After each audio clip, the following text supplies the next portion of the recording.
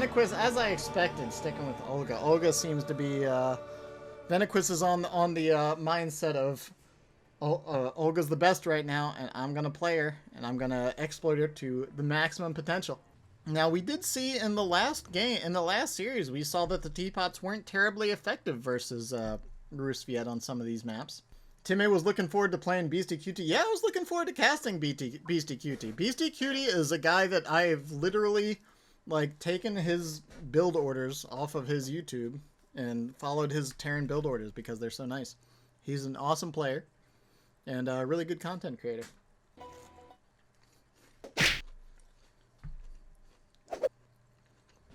Establishing field command. Project Incursus, what's going on, man? Oh dear, yeah, this is a rough stream, isn't it? Squad ready. Oh, it's annoying. You missed some stuff, man. Attention.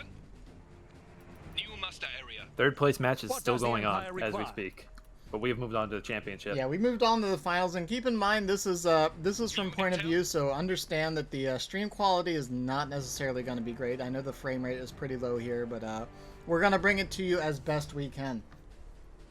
Preparing mission assignments. More resources are required.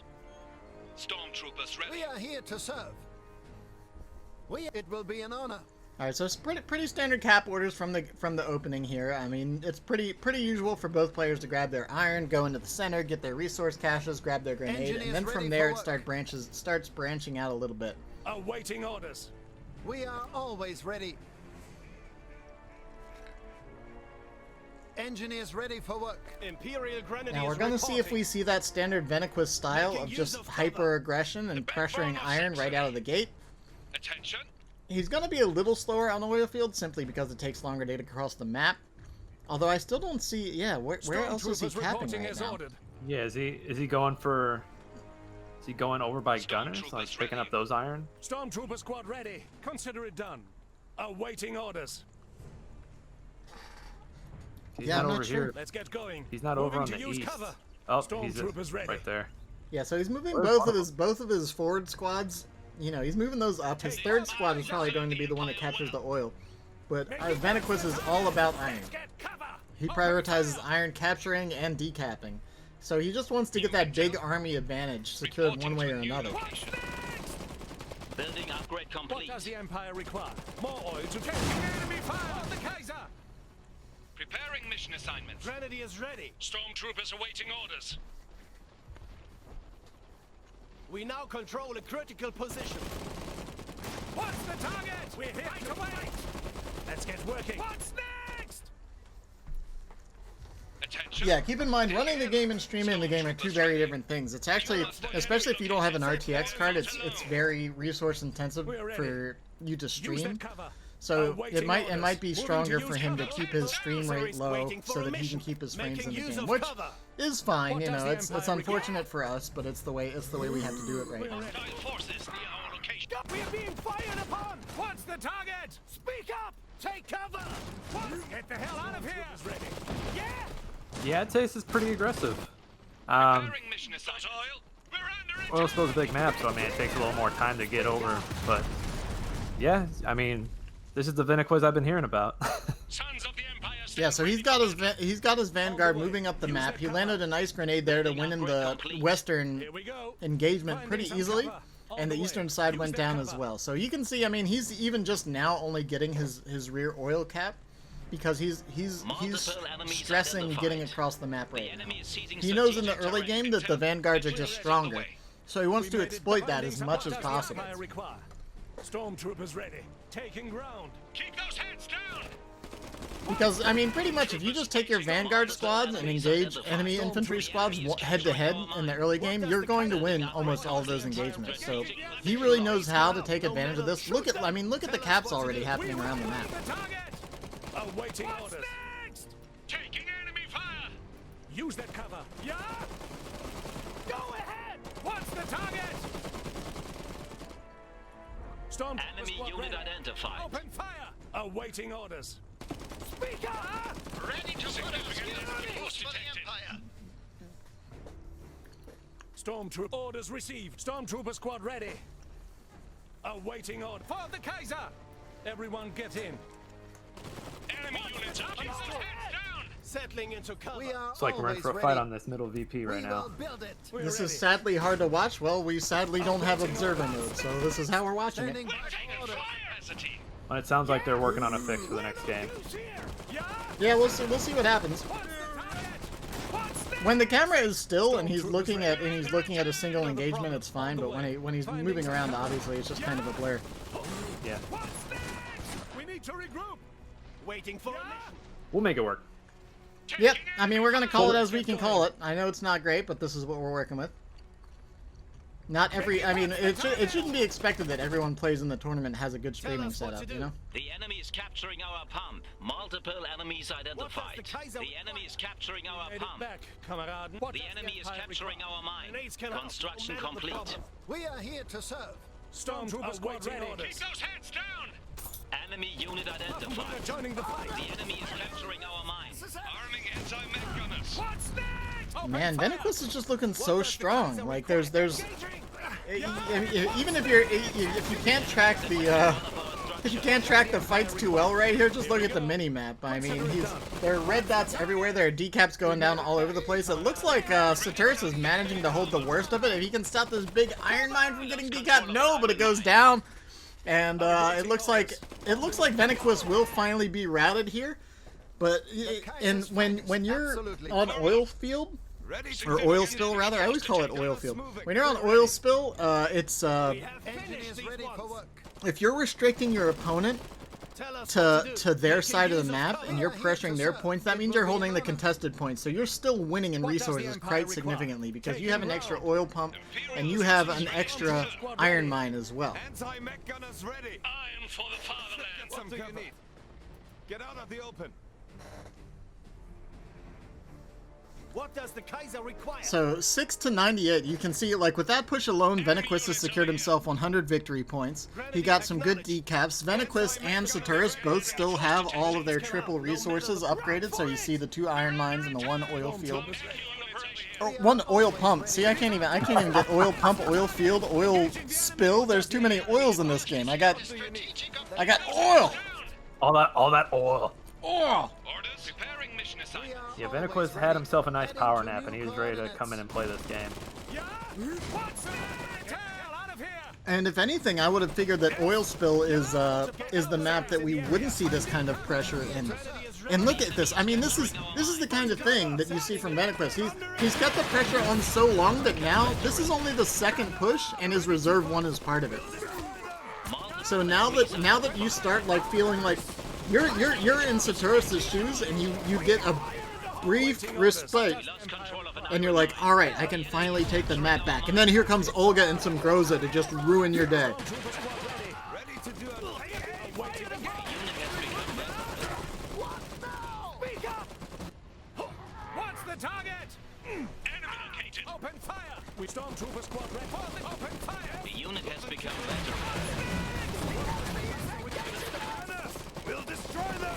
The enemy is ceding strategic terrain. What? Enemy unit identified. The enemy is attacking one of our structures. Probably the internet provider at fault. We are here to serve. Enemy Damn you, located. Comcast. No one dies back. Next! No mercy! We've hit the thing! Contact! Taking fire! Gunner! We're off match! Pull back! Orders! What's the target? The unit has become better. What's next? What's the Taking target? enemy fire. Yeah? What's the target? Repositioning! Yeah? Stormtroopers waiting Engineers to ready land. for work. for us. Enemy over here. Stormtroopers ready. For the target! Placement guns. What's next? The unit has become better. We made Yeah? it back. Engaging Contact! Okay, so I mean, Venaqus is getting pushed off a little bit here. It looks like Saturus is managing to stabilize and start actually getting some damage down on Olga, but Olga's constantly just popping out new Changas, so it's really hard to get damage down on her. Taking fire. Multiple enemies identified. Finally, the infantry get a couple nice bursts there, and it looks like Olga will be forced to retreat. Oh, she almost got into stealth, but then got pulled out of it. Oh my god, I can't believe she's still alive! She gets out of there by the skin of her teeth. She's gonna limp back home. She's probably passed out on top of Changa right now, driving home. The stormtroopers hold. There's Groza out here, but there's enough gunner squads to really shut it down. But the main problem right now is that Satorus is so very iron starved. Been taking so much damage throughout these last couple engagements that it's really difficult for him to really get any of his tech online. We do have a workshop down, so it's going to be workshop. Advanced barracks is coming, but the iron's the problem here. He's got tons of oil. He's actually doing quite okay on oil. But when Brunhilda and the teapots hit, will Venoqueus have an answer? And we just got word that the third place games come to an end. Troy takes 3-1. Yeah, I feel like Troy was definitely feeling pretty confident in that matchup. We're back fire in the hole! Arda! Control of an iron mine. Building upgrade complete. We have new options from the Imperial Arsenal. We lost control of a pound. So again, I mean, look, the fact that this big iron mine is so constantly decapped is how you know this is a game with Venaqus. Like that, I don't know how he manages to do it. There's something that Venoqueus inherently understands about the combat and engagement mechanics in this game that allows him to know exactly when he needs to have squads where to get these kind of decaps. Because this big iron mine right here, like, look, it's on the same screen. It's like half a screen away from the barracks, and he still manages to get decaps on it once in a while. He knows exactly when to get in there, and when you're playing against him, it's so frustrating. And they're not alone.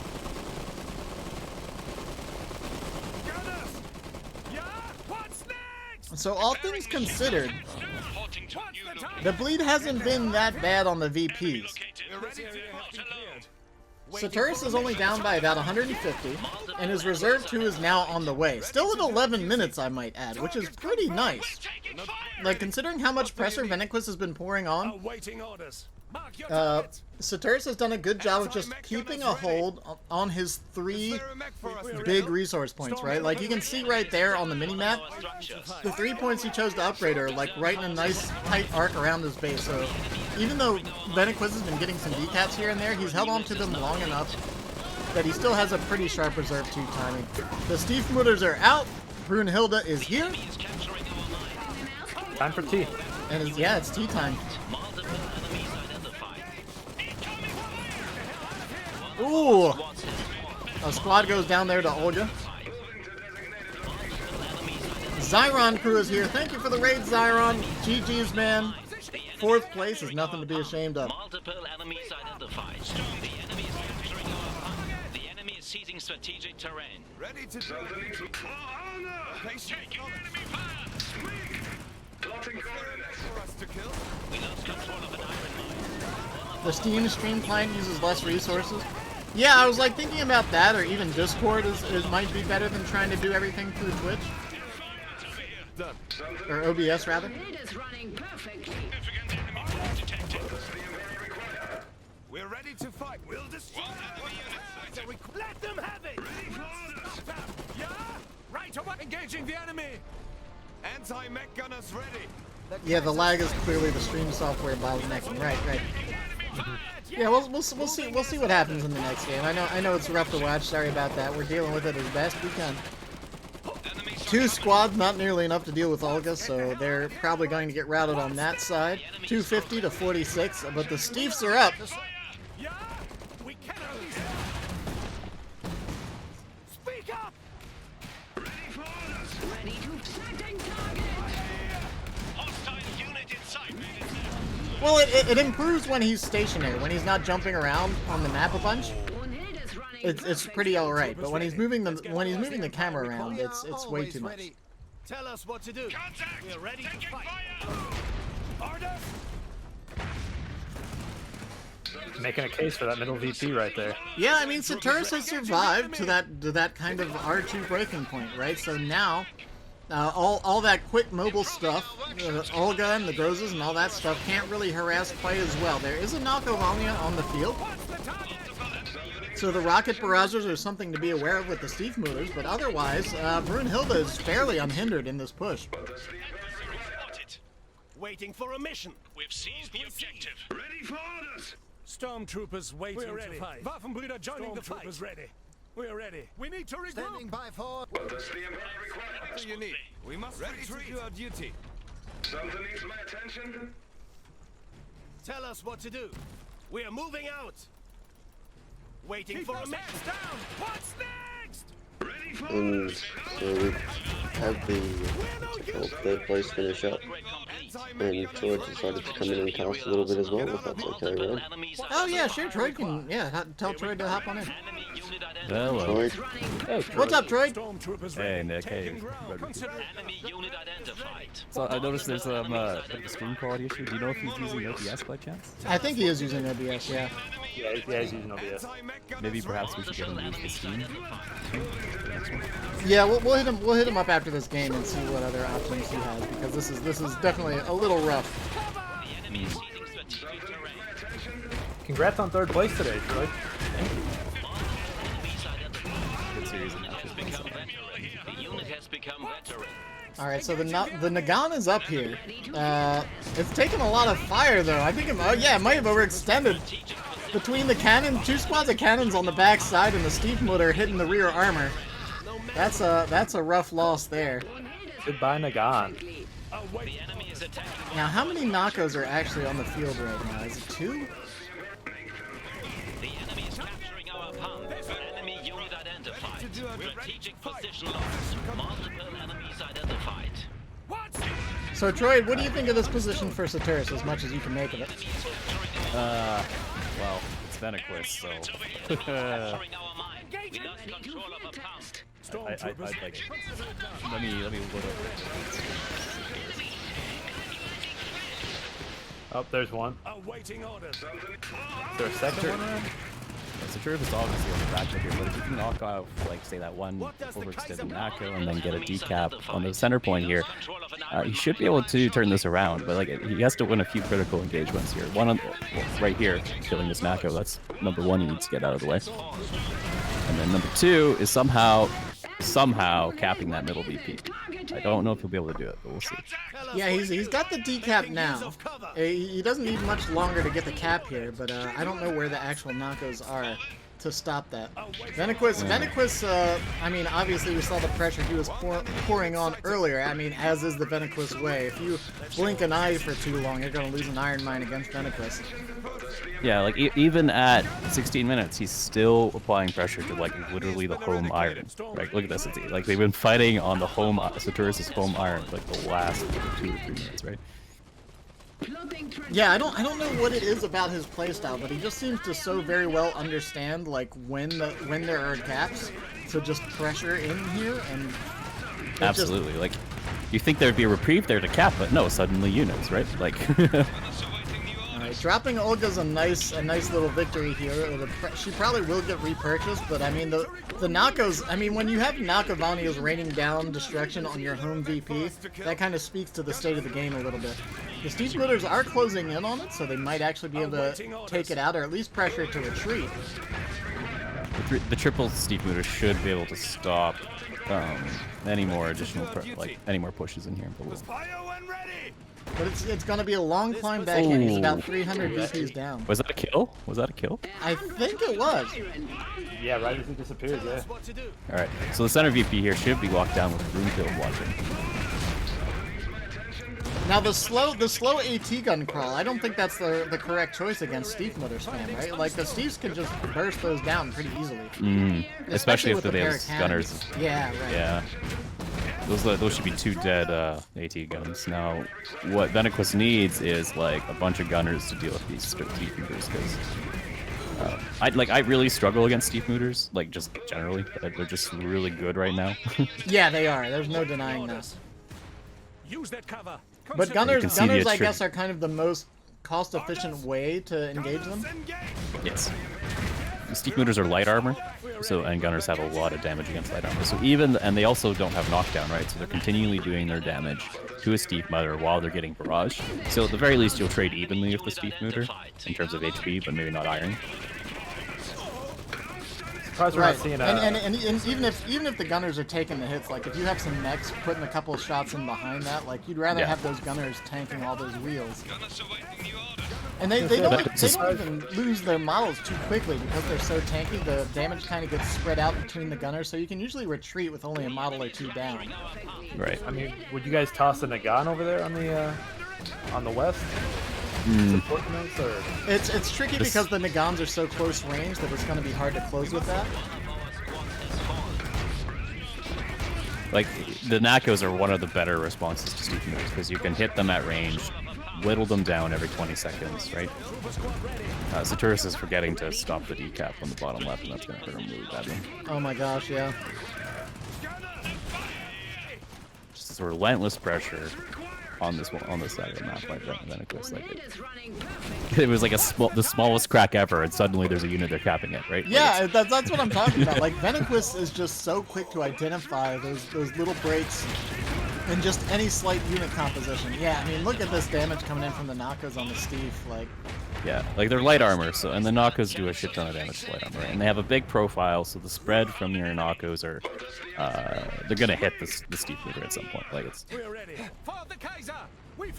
he really has no better response though than spamming more Nakos against his Steve meter. now, do you think that going for a fourth Steve is too much? Like, should he have transitioned into like either trying to tech up the Kaiser or getting some Votans behind this, or do you think just Steve's is no, okay? Steve's is probably good. Gunners. The reason why you don't want the Kaiser right now is that Nakos. Sure. So what, like a sentry mode's got Nako is gonna kill a Kaiser, right? Sure. And then you're basically and also Kaiser has what, like 7 pop cap, right? So you could have 2 Steve Mooters or 1 Kaiser. Like pick which one you're gonna pick. Sure, Like fair enough, right? Location and contact. Taking fire. So it looks like, at least for the moment, Satorus has finally managed to stave off the majority of the aggression here. I'm sure Venaqus is just back prepping up for the next push, but for the moment it looks like we have a reprieve. There's 3 Nakos on that side facing off against just as many Steve Motors. Yes. We're outmatched. Repair successful. Yeah, so basically what's going to happen here, or at least my understanding, is the Steve Motors are slow, right? So Venaqus is going to keep making feints and like letting him know that he's still pressuring the left side, and then he's going to shift everything to the middle and just pop him off the middle VP, cap it real quick, and then then Satorus is never going to get it back. That's my prediction. Sure. I believe it. Yeah, I mean, well, that's often what you have to do on this map. Like, if someone has a side locked down, like, we can see right here, all 3 Steve Motors over here on one screen. They're too far to the left, right? Right, yeah. Brunhilda's out here pretty much on her own, so, like, you know, a Nako barrage and a couple well-placed gunners could pretty much knock her out of the fight. And Saturus has the right idea here. He's centering one of his Steves. But if I were me, I would probably move all of them at least to the right a little bit. So they could respond to a potential push on the right and the center VP. Right, and even throughout all this, like, this is the first time that Venaqus hasn't been holding. Oh my god. The rain of rockets. Yeah. And that's why Nakos is his best option right now. All he has to do is catch one of them, dump all the rockets, but Steve can't dodge it because it's so slow, right? Yeah, just one even slightly overextended Steve Motor against that much artillery is gonna be down and out. He is gonna get the salvage at least. That'll be a little resources back in his pocket, but keep in mind, you know, like, Venaqus has held both of the contested iron and the oil for most of the map. And at this point, he's ceded the oil, but this late in the game, the oil's not really that big a deal. He's even gone so far as to upgrade the forward iron mine, you can see right there. So he's feeling very confident that he's gonna hold over here.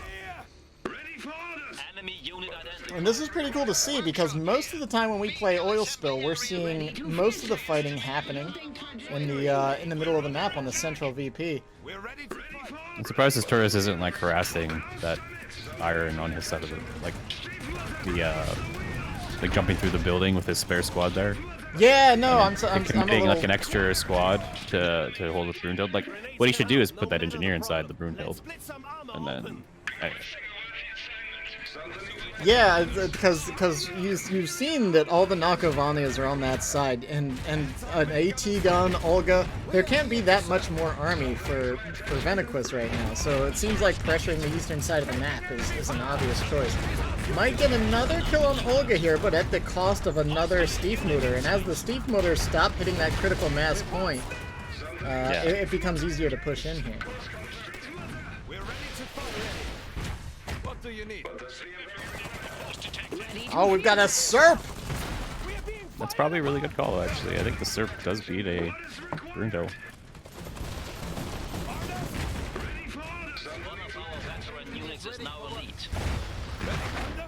One Nako does go down. Yeah, that's really great.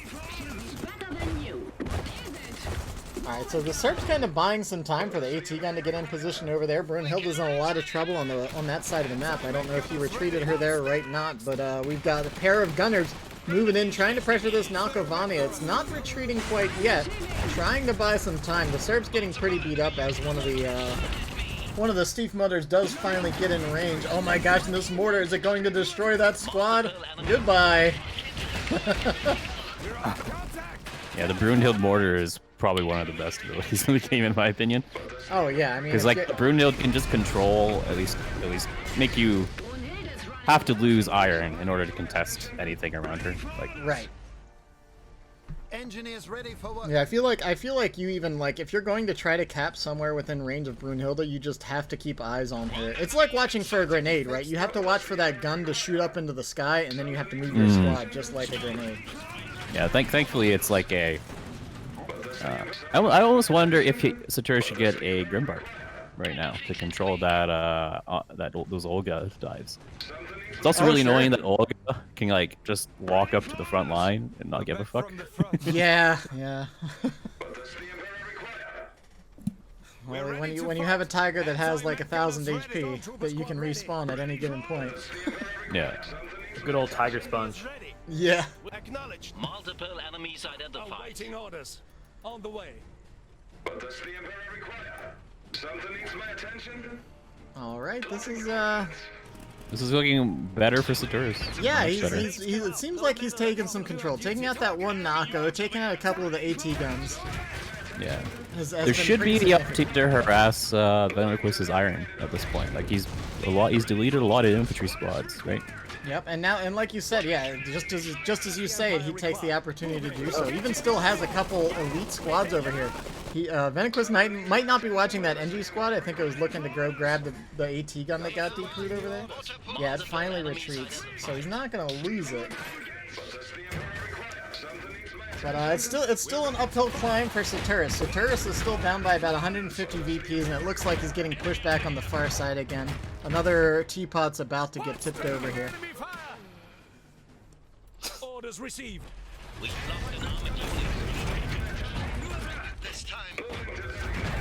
No big deal. Just popped out another tiger. Yeah. This is a pretty good win here. He's got the higher. Like look, it's 27 minutes. He's decapping the home iron node of Saturus. Right. Oh no, this is falling apart for Saturus. No, this just as we said, things were starting to look okay. Two Stiefmutters go down. There's some decaps happening. Yep. Oh my gosh, is he even putting down? Oh no, he did get a decap on that far point, so that was a little something, but he's still looking pretty rough. It's losing those two gunner squads is basically the kind of the kill here. Yeah, that was kind of what was allowing him to pressure that left side, and Venoqueus immediately noticed, like, as soon as those gunners went down, he's just not been scared with these Nakos. Look how much further they are. And that's you know, as we've been saying, you know, pretty much all game, like that seems to be Venoqueus' superpower, is that he's just got that vision where, like, he can just lock on to a gap in any defense, and he knows exactly when the opportunity is to strike. A lot of players, you know, they'll hesitate. It's like, oh, I lost one Nako pushing already. I'm not sure. Wait, where did the gunners go? I'm not sure if he still has those. No. Venoqueus knows exactly what's happening. He knows the gunners are down. He's pushing up with both the AT gun and the Nakovanias, making his front line pretty much on his opponent's natural victory point. Yeah, this is forced Brunhilda to come over. which means that Venoqueus probably will get a decap in the center. Once Yeah, he I mean, identifies, unless- yeah, he started moving unit. You can see it's already going there as soon as he saw Brunhilda. Yep. We're ready to help the enemy. So Saturus managed to even up the VPs here, you know, almost neck and neck, but now he's got to find a way to not lose the mid and his side. Like, both of these are getting pressured right now. He's got one squad over there on the far side. He could even maybe send one of the Steep Movers up, because it looks like, for whatever reason, the Nakovanias did back off on the western side. Satorus is making a bit of a critical mistake here by not capping that iron. Yeah, no, Brunhilda's coming in. Does she have a mortar ready? Something needs my attention. Frida, where's the big gun? Tiger Sponge. Dude, cap with those. Yeah, cap with those. No, okay. We're trying to will it. We're trying to will it. Alright, here we go. Victory points are neck and neck. Pretty much evening up now. 367 across the board. Olga's back here trying to cause some trouble, but again, we looked away for a moment, and now the Iron Mine is decapped again for Saturus.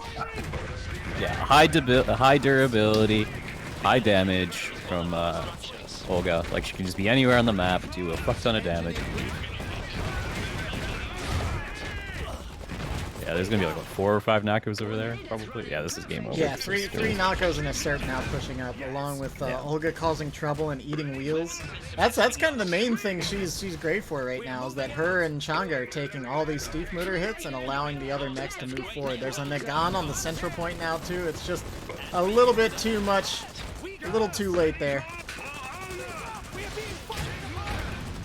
Oh my gosh, yeah, I think this is the drowning point for Saturus here.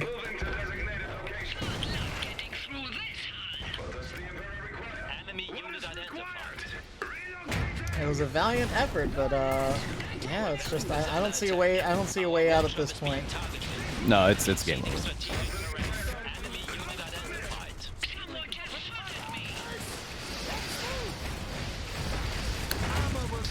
Nakos will destroy any and all Saxon units, so.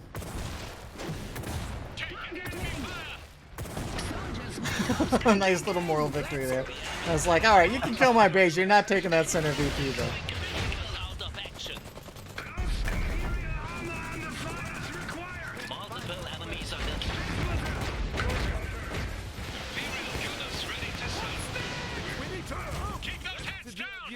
The enemy is seizing strategic terrain.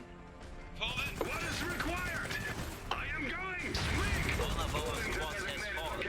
What take an enemy fire? We see. Is there a mech for us to We've kill? lost an Alright, armed we're kind of just watching Saturus bleed out here. Yeah, there goes the GG. He throws in the towel, and that's gonna be one match for Venoqueus. Not that it was easy. I mean, he had control of it throughout the majority of the map, but Saturus put up a good fight. Oh, that was only game 1 too. Oh yeah. Crazy.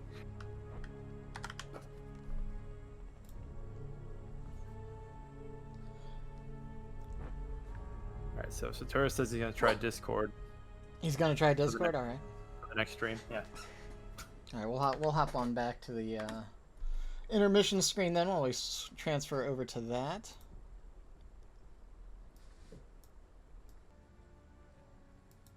See, things are starting up. I didn't get to see the reserves though. Pretty sure it was Olga on both sides with anti-armor gunners and gosh. Gunners for Saturus, it's Olga, Grenadiers, and a set of Gunners. Yeah, Grenadier gunners. I think it's the same on both sides, isn't it? New job. Good old Viet mirror match. Weapons ready. Right, in which case I'm going to mute and go and cover it from the other side, and best of luck, gents. All right. Thank you. All right, honestly, thanks, man. Working at capacity. What does the Magellan require? Red-Rupee. Need something done? Just what we keep working. Our actions speak for us. Take him down. Keep behind cover. New orders. All supplies are needed. There we go. What does the Motherland require? Just give the order. Should be safe here. Ready to go. Fena appears to have 12 wins. That's the Oh man, betting that's line. a running joke. It's the betting line. Come on. Keep up, guys. All right, yeah, I think we got it. This yeah, this seems to be better. It's still a little janky, but it's much better than it was. So I think a marked improvement. Is the audio coming through okay for everybody? It should be fine, but you never know. So anyways, I think we can take it away here. Did Troy dart off, or is he still around? You're here, Troy? Maybe he bounced over to talk to Sketchy for a little bit. Oh, okay. Fair enough. Is there a plan this time? Spreading the love. Fair enough, fair enough. Oh, he's off in KO2 land? Oh. Alright, fine, whatever. You go to your real alternate, your non-alternate history war games. You know, we all wind down in different ways. No, it's fine. I didn't. Troy's played a bunch today. I don't expect him to hang around and cast. Although I do like he has some really great insight that I like listening to. But anyways, let's take a look at what's going on in this game now that we actually have everything set up correctly. We've got the Rusviet mirror. Not seeing a lot of Venoqueus pushing. I guess that's because it's a mirror. You can't bully vanguards with vanguards nearly as effectively. So maybe taking Venoqueus on in the mirror is the way to do it, kind of shut down some of that early aggression. That said, he's still looking for opportunities to get in. Yeah, look, he's still over here looking for this iron mine. He wants it. He wants it real bad, but Satorus isn't going to let him have it. How come Rusviet players don't build Gulyegarods? The general consensus is that as of right now, it's just not really worth it. The Gulyes are kind of more effective at tanking than dealing damage, and we saw that Venoqueus still played quite well without one, and never really needed that kind of frontline bulk that the Gulye offers. Like, the Gulye is kind of a tertiary goal behind Nakovanias and Nagans. So like if you manage to hit some sort of like kind of supreme late game, maybe you'll buy one, but as of right now it's just that the other Rusviet mechs are kind of more prudent in most situations.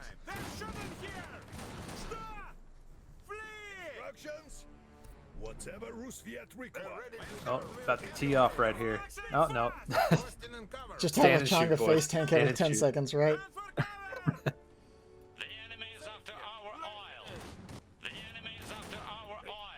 So see, I mean, you hear it right now, the enemies decapping oil all over the place. Here comes a big push from Venoqueus. 4 squads of vanguards charging up, trying to find good position wherever they can. This is kind of the big infantry phase of the game around this 4-minute mark. Everybody has their 5 initial squads down plus their engineers, and Venoqueus is doing whatever he can to keep his opponent on his side of the map.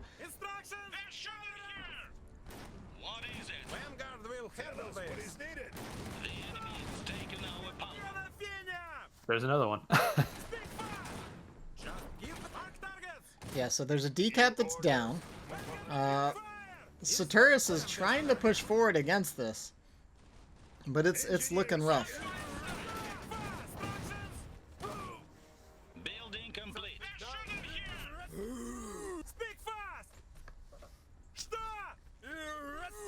Just missed the grenade. Alright, so the other thing to take note of here is that, like, not only is Venoqueus capturing and pressuring the points of Satorus, but Venoqueus has also found time to capture his own VP in the middle of all this. So the VPs are ticking away in favor of Venoqueus right now, and Satorus is just kind of struggling to keep things going. He's trying to get a decap of Venoqueus on the far side over there. But this is still looking, fairly dominant from Venoqueus. We're really gonna have to like kind of go back and watch these matches and determine what it is about Venoqueus's playstyle that really allows him to apply and keep this pressure up. Because you would assume that, like, with the shorter retreat time, for Satorus that he should be able to push this off pretty easily. Man, look, even Venoqueus now throwing down the wire to confuse and deny the heavy cover over here from these train cars. I love that move.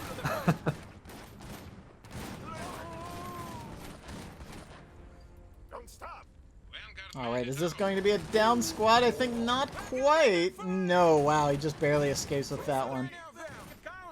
Look at just the engineers just brazenly running around on the back line here amongst 3 squads of vanguards that are, you know, vetted up, ready to throw down, and they don't care. They're just gonna throw down wire wherever they can, deny cover. Groza are here with Olga. Oh my gosh. It's getting a little out of hand.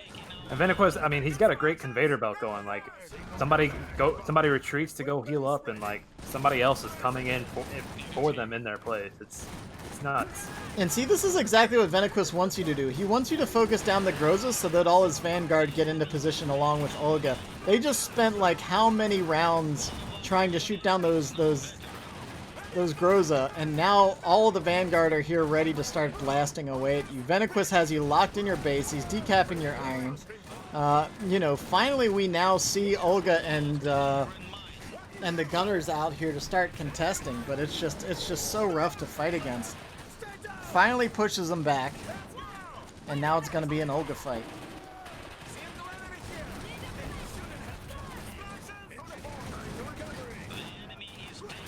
Changa eats, you know, an obscene number of bullets, as would be expected.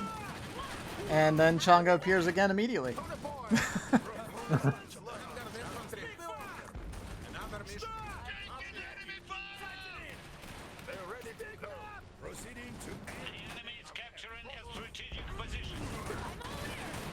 Here come the Grozas for another round.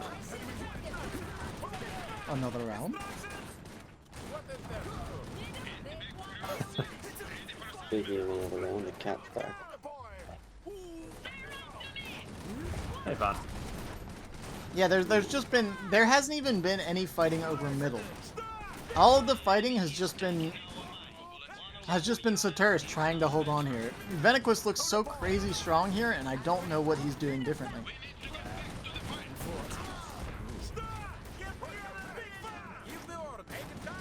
The sneaky boy probably has a good enough computer, he just doesn't want us to see how he's doing this. Venaqus has a 3rd arm. Oh no, that's not fair. I don't know what you do with the 3rd arm, except like sort of tap on your monitor to make it work, you know.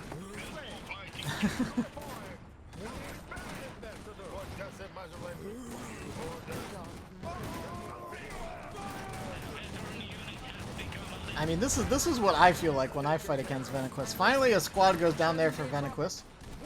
His mortar did get decrewed as well, so that's not working out for him at least.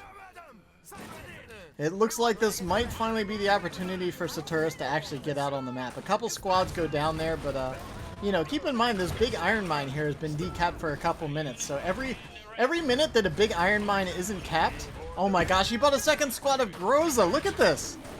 Look at him go. This is back to ESL qualifier tournament play right here. This is crazy. We just need a mine, and this Groza play will have to back right off. Oh, and Grozas get the drop in too. Yep. So we now have we now have a vetted Groza squad, so it has 2 more members. It's a pretty one of the more impressive vet abilities. You know, that's effectively a 2/3 increase in DPS and health on one squad Also the best level. exosuit ability. Yeah, definitely, because it is the only one. I see what you did there, Von.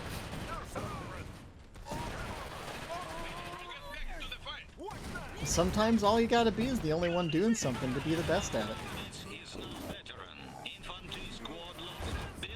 Oh man, another squad goes down. Ooh, no, definitely gonna get away. But this feels like Satorus barely hanging on, and Venaqus just is like, yeah, whatever. I'm rolling around. I'm capping stuff. Groza in response. I don't know if that's right. You're already down at Groza, and there's already vetted Groza, right? So Is that a fight you actually want to take? Groza squad. Oh my god, Oh, it's wow. a third Oh my Groza God. squad! This is straight up, we're traveling back in time to August. I don't think Satorus has ever fought this before, so I feel like he doesn't know grenades exist. Not grenades, sorry, not mines. Yeah, I mean, we definitely need to see some mines down, but he doesn't even have engineers, so how's he gonna place mines? He needs to buy engineers first, and he's so iron-starved at the moment. Well, he spent that iron on a Groza squad. Fair enough. Might see Olga go down. We get lucky. Yeah, Olga's gone down. Well, that's the thing. I mean, throughout all this fighting, the one thing that's been advantageous for Saturus is that his Olga is already ranked 2.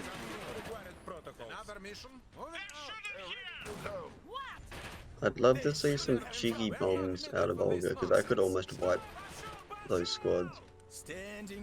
Yeah, the bombs are still very effective, especially now that she's taken a couple levels. Yeah, man, this is Assault Space Marine spam. That's exactly what's happening here. For those of you playing Dawn of War, yeah, that's... Everyone's spamming for the Emperor right now in the chat because it's just like watching a Space Marine fight. Oh my gosh. What next? So, for the first time, Saturus has stabilized a little bit, taken the center point on the map. New orders?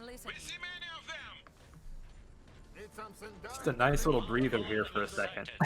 Yeah, I mean, this has just been constant fighting and this is just Saturus, like, barely hanging on for dear life. Trying to make sure that he doesn't just get knocked out of the tournament immediately in some sort of 10-minute match here. So he's managed to hold out, he's managed to get some stuff onto the field, push back, and get his squads vetted up and his points back in his hand. That said, he's got to be careful because I'm willing to bet at this point that, well, maybe not. Not with all these Groza squads purchased. They are not cheap. They do cost 100 oil, if I remember correctly. Yeah, I was gonna say that Nakovani is probably not far off, but with an advanced barracks and a bunch of Groza squads, maybe that's not true. He's getting on that casual 3 upgraded points though, so that is really good for him. Yeah, and he's actually been not like holding he's them the small. whole time, unlike Saturus, who's kind of been losing them here and there. Man, the victory conditions over here. Using the bomb to destroy wire?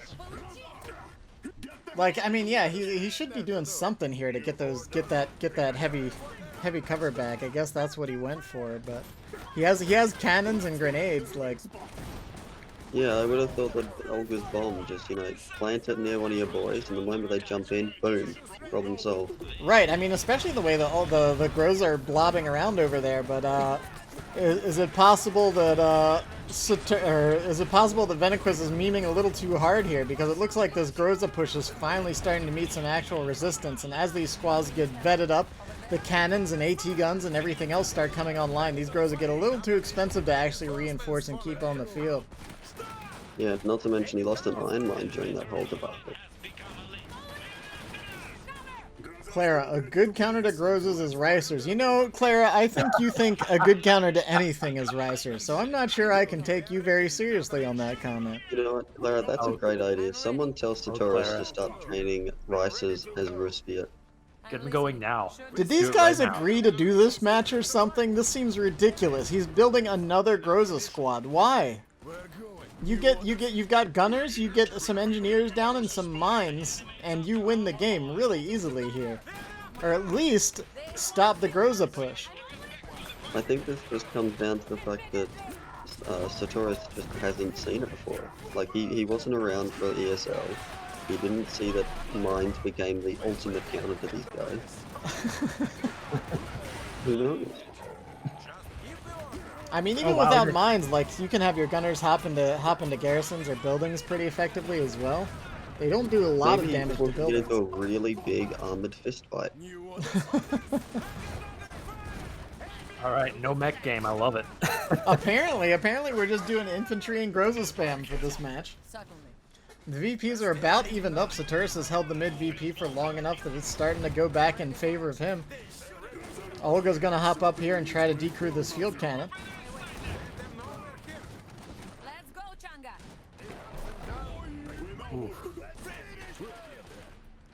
Well, there's those engineers he needed. Build a mine.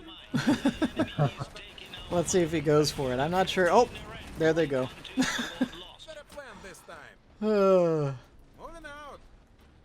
dear. He's really wanting this Olga. Oh, he's going to use the building to teleport forward, isn't he? Yep.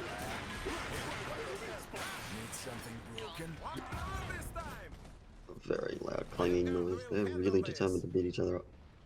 Is Venaqus building mines? I'm not sure if he is. I would Oh, hope. wait, no, that was a repair. No, he was repairing his clothes okay. with engineers. They're ready to go.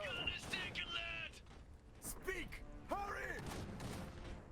We need to get back to the fight.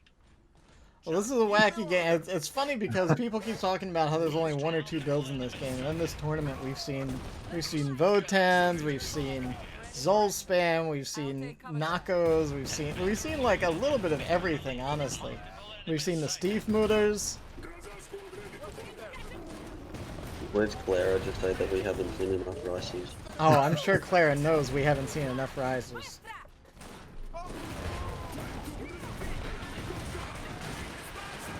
Yeah, Stilix put it well, fight fire with fire. It could be worse. Imagine if this was flamethrower against flamethrower. Yeah, risers and Eisenhounds I guess are about the only thing we haven't seen this tournament. Oh, and we just saw an Olga bomb take out a huge chunk of that Groza stuff. Yeah, but it's looking like, well, no, Olga, I was about to say Olga's not going to get home, but it looks like she just narrowly escaped getting punched in the back of the head with those steel Groza fists.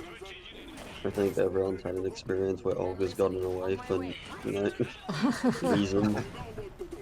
The thing is now, with these guys using so much of their Grozas, like, these are not cheap units to reinforce and repair. So I think the tech race is actually stagnated because neither player can really save up enough resources to get any additional tech out. Honestly, I think it's the first player that gets a Kolokol or something out is going to be in a much stronger position. Oh my gosh, a Kolokol destroys exosuits. Particularly Groza, who group up more often than the others. I think Olga went down again. She's going to be close. Yeah, she's going down on her side of the map though, so it's not really that much of a win. At the minimum, it's a large amount of resources that, you know, just spend to fully heal her when she comes back. Right. And also anything to stop that bloody SMG from firing. And finally, we have a moment of silence instead. I mean, the Groza attack is one of the loudest things in the game. Between that and Olga's sidearm, like, oh my god.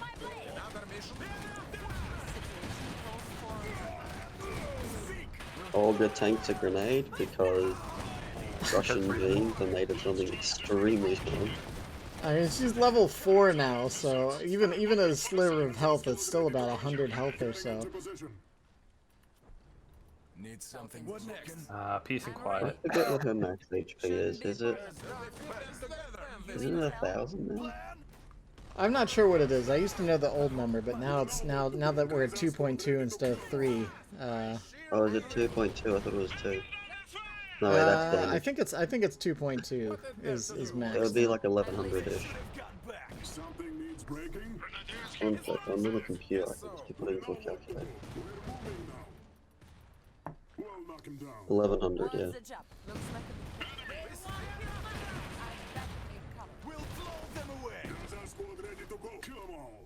That Groza squad going for a cheeky base rush. Apparently, yeah. I don't know if he's just trying to get a couple squad kills back home or what's going on over there. This match is a mess, though. The VPs are still even up, even though we're 20 minutes into the game. What a ridiculous match this is. Finally, it looks like Saturus remembers that he can decap that far point, so he's gonna send a squad over there. Olga's still coming back out. This time pretty injured still, so maybe finally getting drained on resources over there. Yeah, map's looking a little blue right now. Send her out before she was ready. Oh, Grozas get bombed. I love the way they flop away when they die. Groza looks so silly when they get knocked out. They get knocked out. And then they're dead.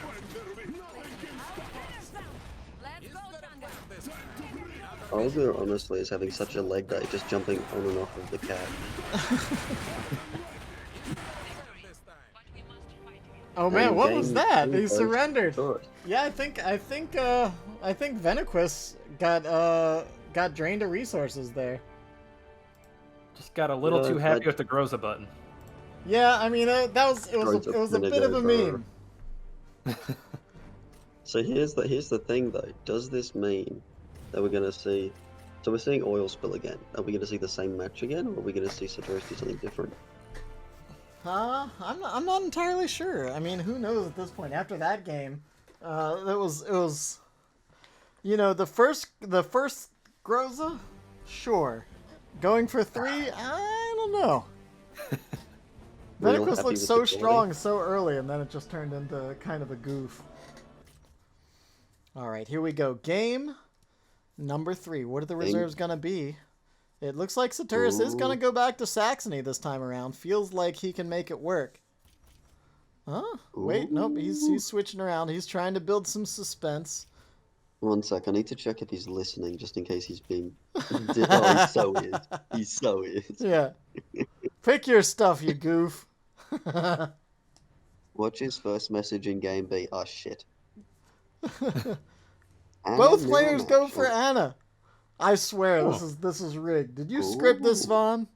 We're all over the place. If I scripted this, you think it would be 5 a.m. right now? Oh, this is the build some people were talking about. So Anna double Zulv. Wait, nope, never mind. Anna double Gunner. I think that is a straight counter, intended straight counter to the double Strasnix. Yeah, you go double Gunner and it shuts down the Strasnix, and then you still have more infantry than your opponent, so you can run around on the map. You can do some more capping, all that sort of thing. Is it gonna be the Mod Sneeze? He's just goofing around on us now. I can't tell if he's screwing with us or if he just can't make up his mind.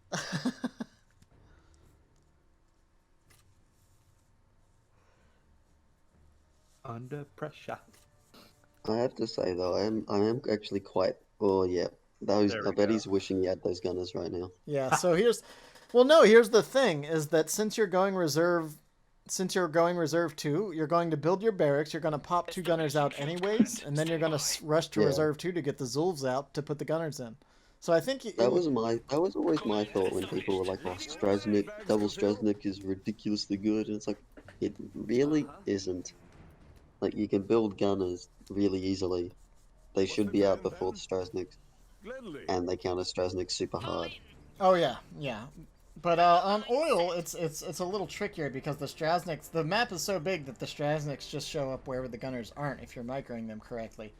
But it's just a matter of play style and all that kind of thing. The Strasnix, I think, can be very effective when they're used effectively, but they're also very frail. More iron for Polania. We've kept more sandbags to fill. Yes.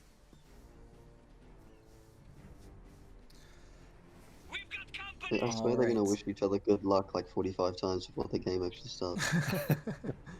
They're just both really good sports. Yeah, I'd rather have that than the trash talk, you know. Let's keep it to English in the chat, please, Blue.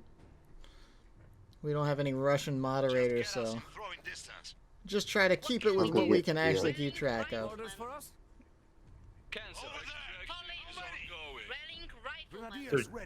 So do you think Satorus goes another engineer set to go get these gunners eventually? I'm not entirely sure. That would make sense considering what I think his build is going to be, that he would try to get the gunners, but I still stand by the idea that you don't want to get the gunners too early. I would even go so far as to get the engineers out, build the barracks, and then maybe send those engies to get the guns. Because when you take the guns early on, that's one less kind of infantry fighting squad that you get. Right.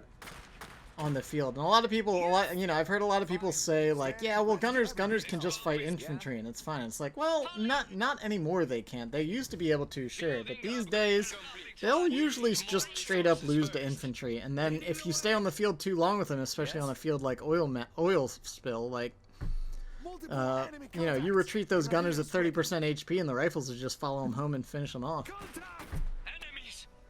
Yeah, and I bet I wouldn't be surprised. At least if I was Venoqueus, I would grab the gunners sort of a minute before my one came out, so that there would be no. So he'd have to build a counter of his own. Similar in English, por favor. We're ready. Taking cover. Yes. Look sharp now. Cancelled. Rifleman ready to protect the motherland. What's the plan? Grenade away. New orders for us? There's room for everyone. Got it. Keeping our heads down. Make it quick. Alright, so it looks like in these even matchups, it looks like Venoqueus is much less able to apply that Rusviet pressure. He's still trying to be that aggressive kind of play, but it's just, I think it's really the power of those early vanguards that he's wanting to exploit in those early games. Now we saw it in the mirror last game as well, but this game is looking much more even. The rifles can't really bully the rifles in the ways that we can see, you know, vanguard aggression. Let's go. Look sharp now. Orders! Right away! Leading the way! Yes! Over there! Cover! Go! The enemy So we see all our resource points upgraded. We see the infantry out. Venaqus is, of course, pressuring where he can. This time it's only happening on the western side of the map on the oil pump, which is kind of the least important point of the four that the four natural points that Satorus does have captured, and Satorus has been holding down the far side iron for the majority of the map as well. Barracks is coming down here, and then, like I said, this is where I wouldn't be surprised to see the engineers hop over to grab those guns, because in about 2 minutes we're going to see Anna and the Strasnix marching across the map, and I wouldn't be surprised to even see Satorus just ignore his Anna for a while and go straight for those Zulfs. We're under fire. Need something done? Yeah, because at that point you already have the gunners. Just gotta connect them once you get your reserve 2 out. The pick is really just a counter Anna. Counter Anna. I mean, Anna counters Anna pretty hard, it's no lie. You get her down to about 70% of her health, and a piercing shot will one-shot her if you can actually get Anna to fire it when you want. And hit her target.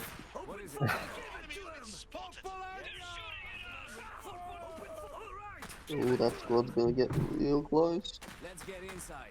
Going for the building jump. They're all getting away on the skin of their teeth. Oh, is he gonna hop him out? He's trying. One of the models actually like hopped out the front side. Oh my gosh! I can't believe it gets out of there. But 2 cheeky Venaqus squads got in the way. He's so tilted about it, he's actually floating for once. And is the ultimate anti-infantry based hero.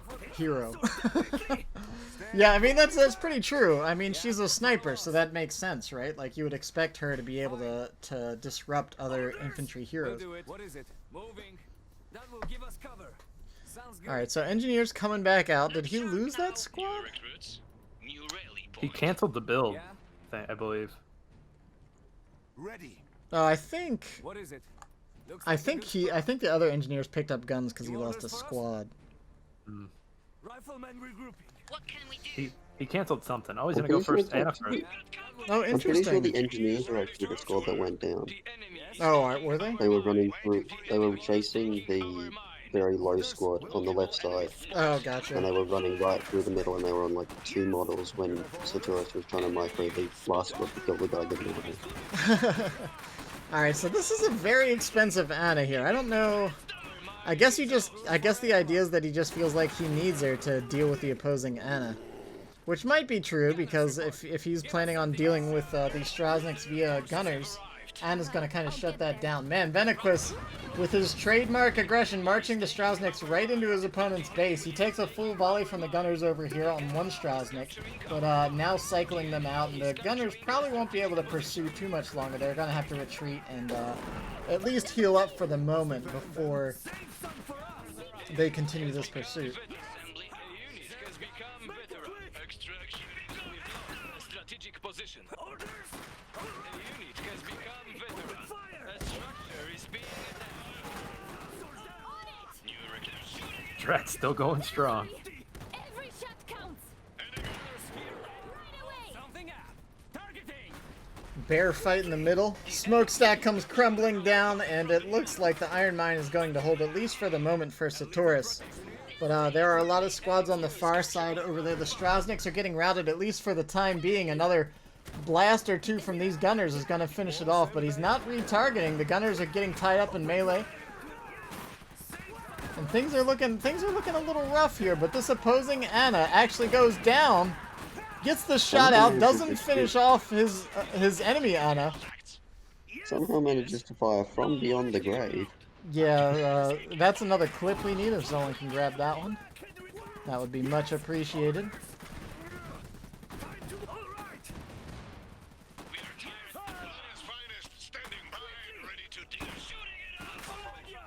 I'm listening.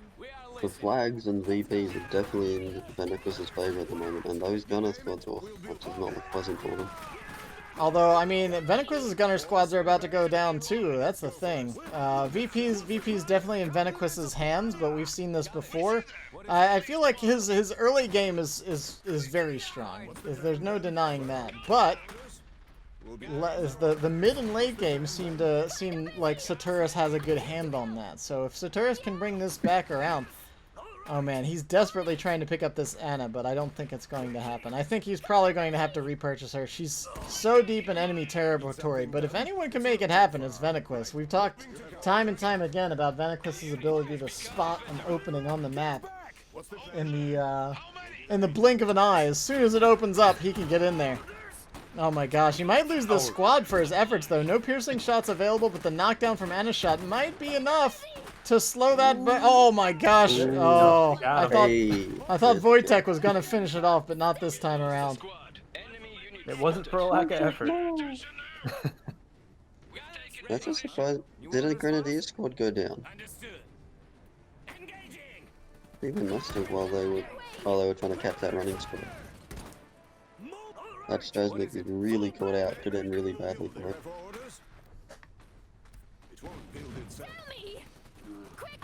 And we're taking more steps towards that R2.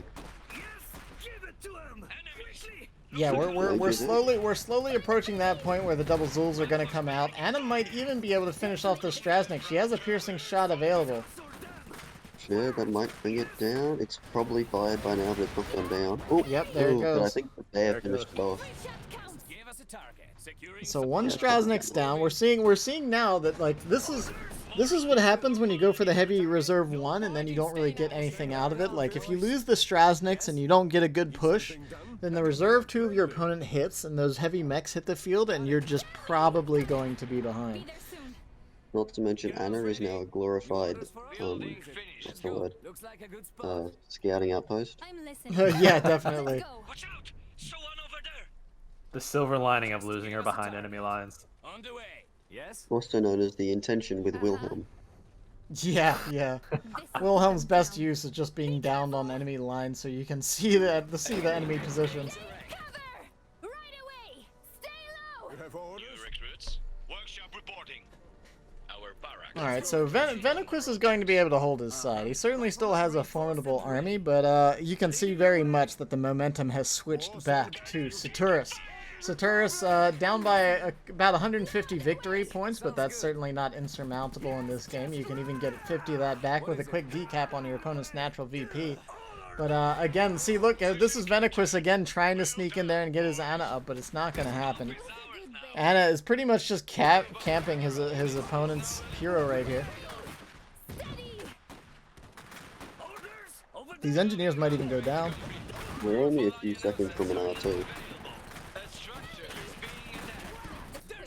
In fact, about 3 seconds. Threw it too cool. Oh, he's got bundle. Yep, Reserve 2 is coming. We'll have the double Zulls out on the field. Double Gunners are already purchased here for Polania, but yeah, I don't know. He doesn't even need the double Gunners right now. He might even just throw some rifles in those Zulls for the time being. Well, he can use the rifle. He can use the Zulls just to get to the rifleman to the front faster. Yeah, this is also a possibility. Seeing Thank the you, APCs Ogor! used to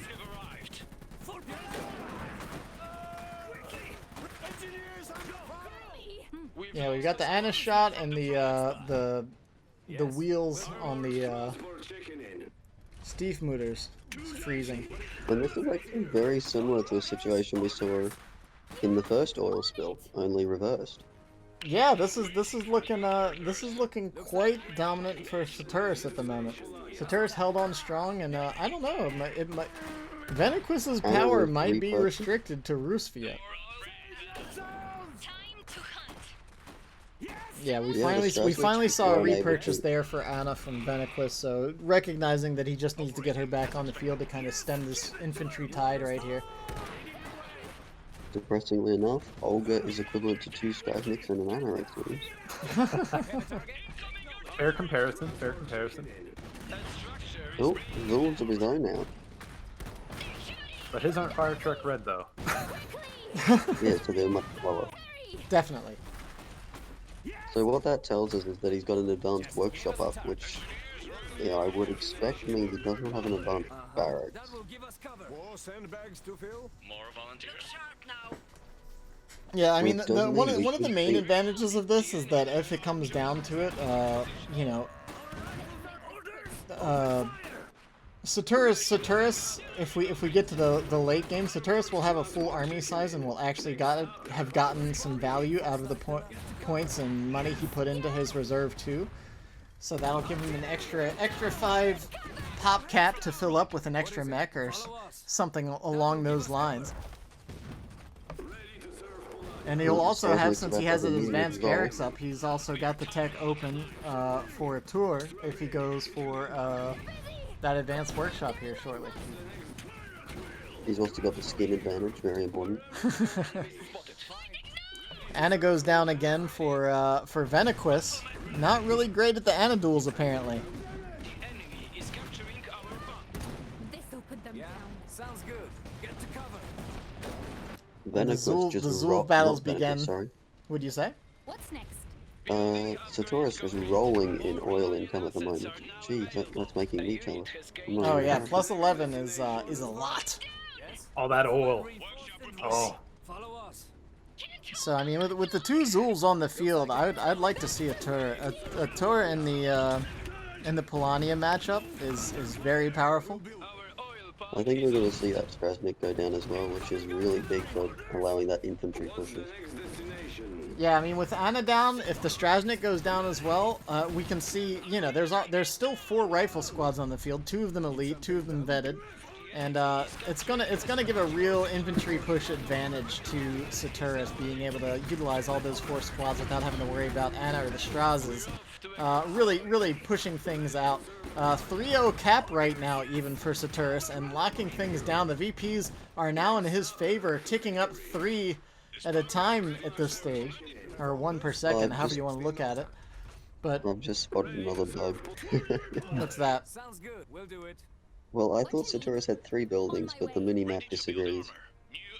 Oh well, yeah. I mean, yeah. That's if you haven't seen that before, that's one that happens just No, like I'm just squads. seeing it again, and it's like, ugh. It's a throwback. So you bug see at this turrets point. coming out from both sides, Interesting.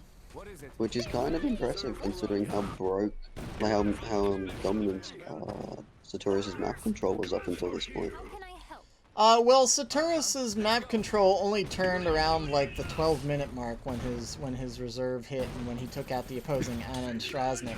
So it was very much still Venoqueus's map up to that point.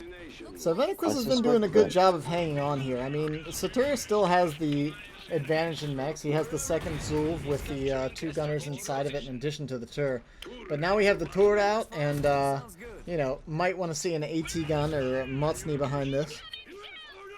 But this is looking quite solid. And like we said, keep in mind that this is Saturus is now at 41 of 50 army supply. So if he manages to fill that out with either another tour or another, you know, a couple more mechs otherwise, that's literally just more army than his opponent can field right now. Unless, you know, we're assuming that he buys that reserve too, that gets him nothing and costs a whole lot of resources. Intentional. Maybe? Oh, well, if he's pulled the SWAT out of the Zol, and by not moving the Zol still works as cover. Ah, very nice. So while he can't move and he's susceptible to AoE, he's protected from direct shots. Yeah, and it's also just to make sure he can actually shoot the Strasnix instead of the Zulv targeting whatever kind of random nonsense it tends to like to do. Another kill on Anna again, number 3. A good Anna counter. Yeah, Anna's really countering Anna. 365 to 234, and Saturus is looking like he can make this happen. At least in the Polania mirror, he's looking quite strong. New orders for us? Let's go. That will give us cover. It's a bit odd that the skins disappear when the death animation starts as well. Yeah, that's definitely weird. They must have. They don't have. Nah, I don't want to get into it, but yeah, it's another weird bug. It is what it is. It is what it is. Right away! Be careful! Yeah, Venoqueus got a tur out, but he's Satorus has 2. I mean, Satorus literally just has double his opponent's mech army right now. He has 1 Zulv and 1 tur to 2 Zulvs and 2 turs. So 3 guesses who wins that fight. Olga. Yeah, it's always Olga. Oh, fast base repair on the Zol. Well, his army is pretty much where he wants it to be, right? So he's not really sweating it. He just wants to get back on the field, make sure this Tora can't push up too far without being contested. And it looks like he's moving his own Tora up to make sure he can continue to put some pressure on as well. He's only got a few minutes more of holding BP during the last 100 right now. Alright, here we go. Double Zulv and the turret facing off over here. AT gun on the far side though, that could actually make a pretty big difference in this fight. The AT gun adds a whole lot of DPS to these battles. Yeah, you can see how low these Zulvs are. Sometimes that's all it takes.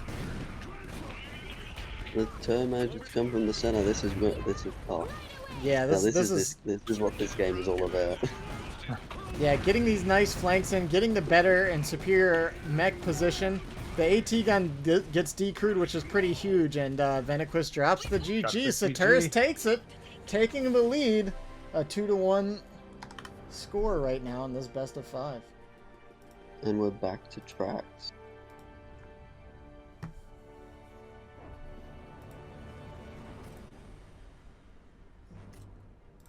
Whoops, just tried to click main menu myself.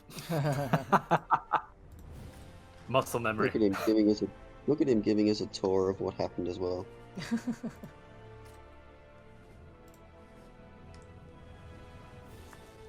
A tour of what happened. Okay, he actually is. He 100% is. He's like showing it off to the stream. Here you go, Which guys. heroes weren't used this tournament? Mikhail, Prince, and Yannick. Someone said there was a Prince game. But yeah, we haven't seen Yannick. Yeah, someone said it was a Clara game. Checks out. Clara was using Wilhelm. And I believe there was a Zubal for 2 as well. Yeah, we've seen a few Zubals. Okay, here we go. Game number 4. There is no winning this match. Yep, you can't. There is no victory condition. Everybody loses. Clearly, well considered UI. All right, let's see what Saturus has in mind for us this time around. Hopefully, it doesn't take the full 3 minutes to pick their reserves.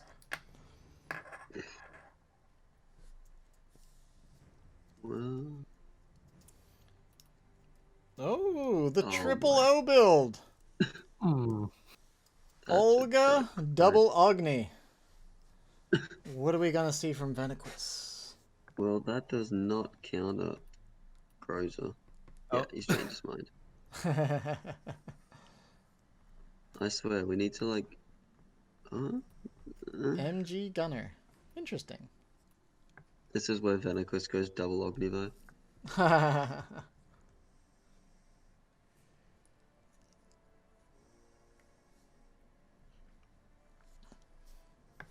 Is like Satorus just trying to avoid stream sniping or something? He's trying to read his mind.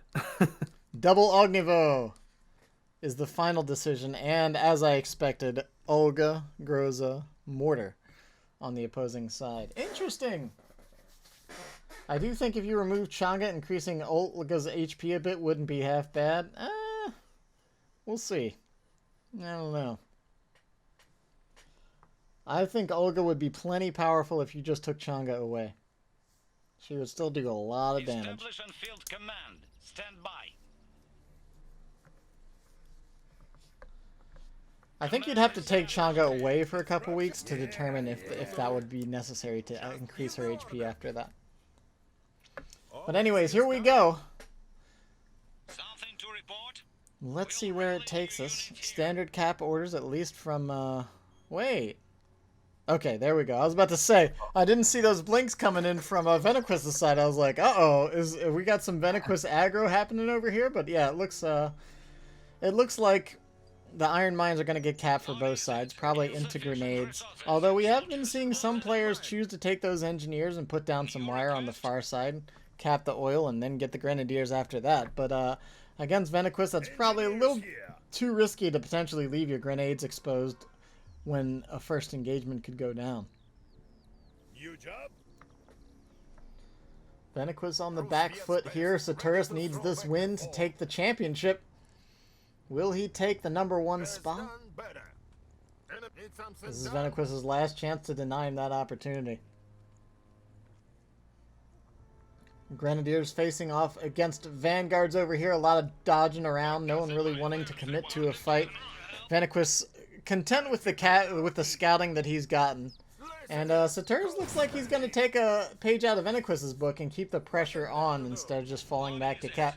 That might be something that that we've been overlooking here, is that normally Venoqueus is just already pushing up with his 3 squads, and he'll back cap with a 4th squad, but he'll just keep all of his squads committed into a fight early on. This time it already looked quite different. Yeah, he's super quiet right now. Well, I say that as they get into a fight. Yeah, I mean, this is still like one-on-one fights, though. This isn't the standard, like, here's 3 infantry squads on 1 point bullying you around right from the get-go that we see early on. Building upgrade complete. They're ready to go. Our actions speak for us. Fast enough. What's the time to retreat? Nice looking grenade there. Both sides actually landed nice grenades, so it kind of ends up being a wash. But yeah, I mean, look at these injured Vanguards. They should not be on the field. He's going to lose like 60 iron if they get hit by a stiff breeze. Give the order. Take everything. Moving out. We see many of them. Time. March in. Speak fast. Stay low. They're shooting here. New orders. Follow us to Yeah, this is definitely the quietest we've seen from Venoqueus. Do we think he's feeling a little shaken after losing 2 games here? They're ready to go. They are not alone. Good cover to fight. Maybe he's just not confident. Like, we saw him trying it all those times and it generally got pushed back. Is there a plan this time? I think he's just saving up for Groza back there. Alright, we've got all 5 of our Vanguard squads assumingly out for both players. We see many of them. Iron mines upgraded for both sides. Oil pumps aren't going to be far behind either. Is there a plan this time? And see, this is kind of what I expect to see. See the 3-on-1 over here from Venoqueus? Normally that's what he does. He'll start picking off squads, and then once he gets 1 squad off the field, then he knows he can just bully around the rest of the map. Yeah, look at this. He's charging forward, all 4 squads, 1 even pretty injured. He's not going to stand around and let this cap go down. Satorus is pulling back, trying to find a good position to take this fight, but it's a little trickier with Vanguard since you can't position across all the cover and still get your shots out. So you normally have to have at least 1 or 2 squads exposed here.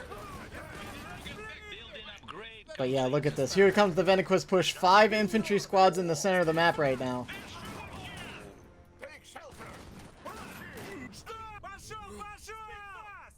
Vanguard Infantry. Listening. We'll divide them to get instructions from the point. Vanguard made it. The goal. Just give the order. Yes. One of our units is now veteran. One of our units is now veteran. Better plan this time. To the point. We need to get back to the fighting with the right equipment. One fire inside. March in. Okay, where is this going to take us? Will do. It looks like the Venoqueus push was actually held off for once. Grenade is dodged. Might even cost the squad its life. There to do. No, they're behind some shot blockers. They should be able to get home pretty easily. Give the order. Instructions. Distribute ammo. Stop! Ever attention in here. What is there to do? Yeah, I don't know if Venoqueus has just run out of steam or what. This looks like a completely different player than we saw the first couple games. And from pretty much the rest of the tournament. The enemy is after our oil. Group of enemies sighted. Do you think it's the mirror match more than anything, or just the fact that he's on his heels right now? I don't like. That's what I'm saying. I'm not quite determined what the difference is here. I mean, even in the mirror match last game, the first 10 minutes of the game were very dominant for Venoqueus. So I don't know if he's just a little more hesitant, or if he's got some tournament nerves happening here, or what's going on. But here shortly, we're going to be seeing the Olgas hit the field, and we'll see if the Ognivos actually manage to overtake the Groza mortar or not. We have to assume that Venoqueus knows those Ognivos are coming, so I'd expect that he'd be hopping on that AT gun here shortly, probably with his engineer squad after it built the barracks. Suppression going down over here.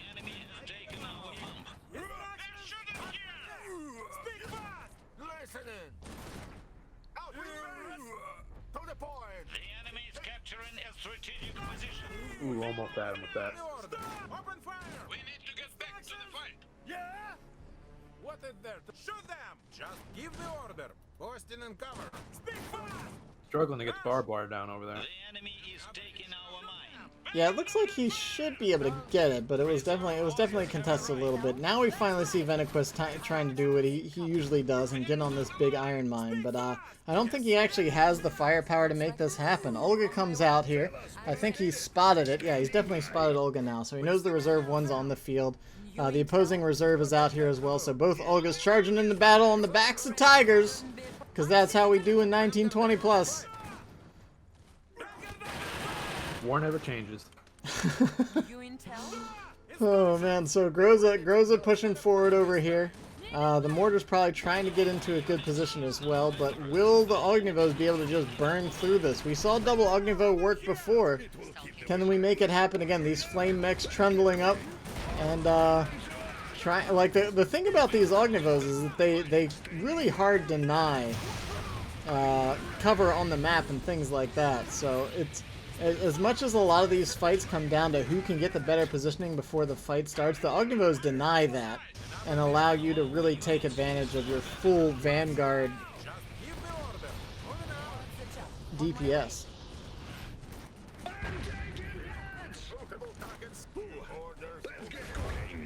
The Ognivos are here, but so is the AT gun. Oh no, the Ognivo turns around. That thing is not getting home. Yep. Yeah, the Ognivo is much too frail to. It would have been safer to just try to reverse out of there. Either way, I think it was just a little bit too far forward there. One Ognivo goes down, but that's certainly not a death sentence. The other one's still on the field, but you know, we are seeing those oil pumps change hands into Venoqueus right now, and that's gonna allow him to start getting that tech lead, start getting those Nakovanias out on the field.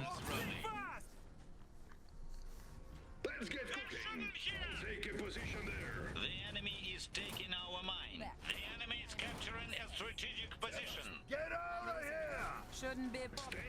And look at this, like, how does he get these squads back here on like the natural big iron mine right here, right in front of the base? He almost got the decap again. I just don't know. I'm just sitting here watching the cast, and I don't know how he does it sometime. 108. Yeah, where's this coming from? Yeah, exactly. Oh, these Grozas getting perilously low. Can Olga finish them off? I would almost want to just leave them on the field so he has to reinforce them.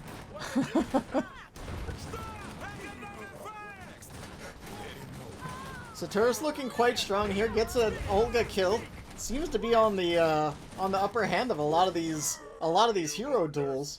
We saw him take out the opposing Ana quite a few times. These Grenadiers. I can't believe it if they get out of here. Oh my goodness. No way. He even gets the Olga res, which is even more important. Everybody out of there.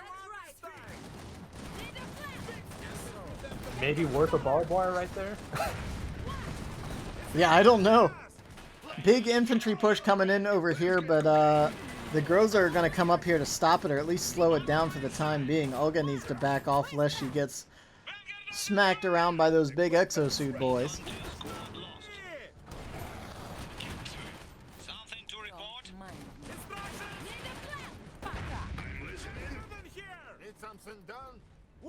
He got the decap. He's going to back off. He's going to settle on the points that he has. Got a nice 50 points there. Pretty nice to have. Nice little cushion. Yeah, I mean, the VPs are not insurmountable at this point, but if they don't start changing hands soon, Saturus' lead is going to put some serious pressure on Venoqueus to start throwing squads at points. And that often costs you position, it often costs you iron. A couple engagements here and there as well. When you're at that point that you have to start throwing squads at points, it normally messes up your battle priorities pretty well. And the Groza come back into the picture.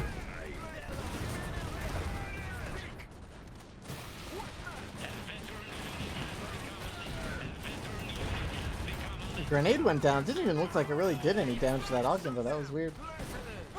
AT gun, will it get the final shot? It looks like not quite. This time the Ognivo escapes to tell the tale. But the VP is neutralized and isn't going to be changing hands anytime soon, it looks like. We've got a mortar on the far side, we've got Olga and Ognivo on this side. There's an opening here to get this middle spot. Oh yeah, maybe so, maybe so. Maybe this is the moment. Moving up the AT gun, trying to advance the front a little bit. Which I would think you'd want to keep that AT gun back just to hold that VP for... Well, what he's doing right now is he's actually blasting the big iron mine. So you can actually... It takes a while, but if there aren't any mechs to hit, you may as well use that AT gun to try to break points. So he's going to try to punch some holes in that iron mine. And if he can actually get that kill, it's quite significant. Oh my gosh, here comes the Nakovalnia. Now, do we even have a workshop? We have to have a workshop out already, right? Oh no, he went advanced barracks into Groza. I'm not sure that was the right call. I think Groza are nice, but I don't think there's something you really need to be prioritizing in this matchup.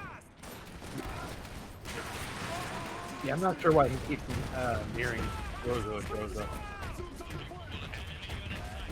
I mean, I guess maybe he just got so pushed around by them in that first mirror that he kind of feels like he needs a squad. But the two Groza here now is, it's weird. It's just not something you see every day. Dangerous bug, please don't use the skill to weapons team. The Groza jump, do you mean? I'm not sure which bug you mean. Danger bug? Oh man, the big iron mine's in a lot of trouble. Down it goes. The iron mine down's a pretty big deal, and a second Nakovalnia already out here, and Venoqueus kind of proving that, like, man, instead of Groza, you probably... Oh, that mine! Oh man, Venaqus is putting down mines on the far side. He's teaching Saturus how to deal with these Grozas. One of those Groza squad immediately disappears. This is how you meme. The Nako barrages are just coming down hard. 2 Nako Vanias. Once you get your workshop up, the Nako Vanias are actually quite cheap to get onto the field. And it's seeming like Satorus is getting a little flustered. He just lost the Groza squad. He lost another infantry squad. This Ognivo is charging forward. I'm not sure why, but it's about to get shot down or maybe blasted down by these gunners that these engineers are about to pick up. Ooh, Olga bomb. Oh, maybe not. Oh, the engineers weren't fast enough. They get roasted. Another squad goes down. Something needs breaking. Weapons ready. I don't know. With 2 Nakovanias out and an Iron Mine down for Saturus, this is gonna be an uphill battle to say the least. He was looking strong in the opening, but at this stage, he's starting to be a little iron-starved.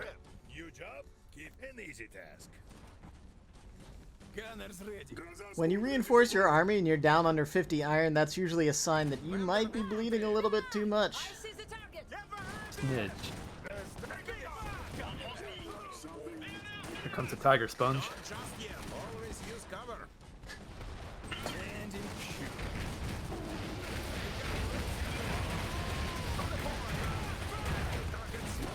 So many rockets! Gotta find an answer for those Nakos. I don't think Groza is it. They're not bad. They can beat those Nakos up pretty well. But the problem is they're gonna take so much damage while they're doing it, and damage on Grozas is not cheap. Infantry. Standing by. A good place for a fire. Cloner not finished all his graphics? Oh, why'd you do that, you goof? Clone, you crazy.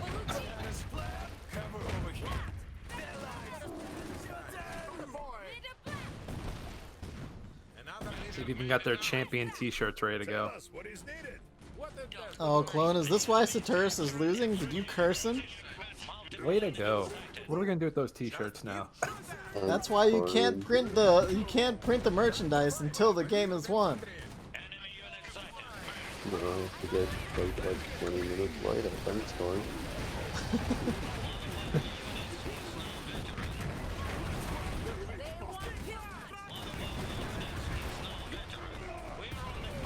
Sure, it has a midpoint, but we'll see if that lasts for a while. It's not merch. It's not merch. Is there a plan this time? Just give the order. I mean, Saturus is still looking strong here. Has plenty of time, even if he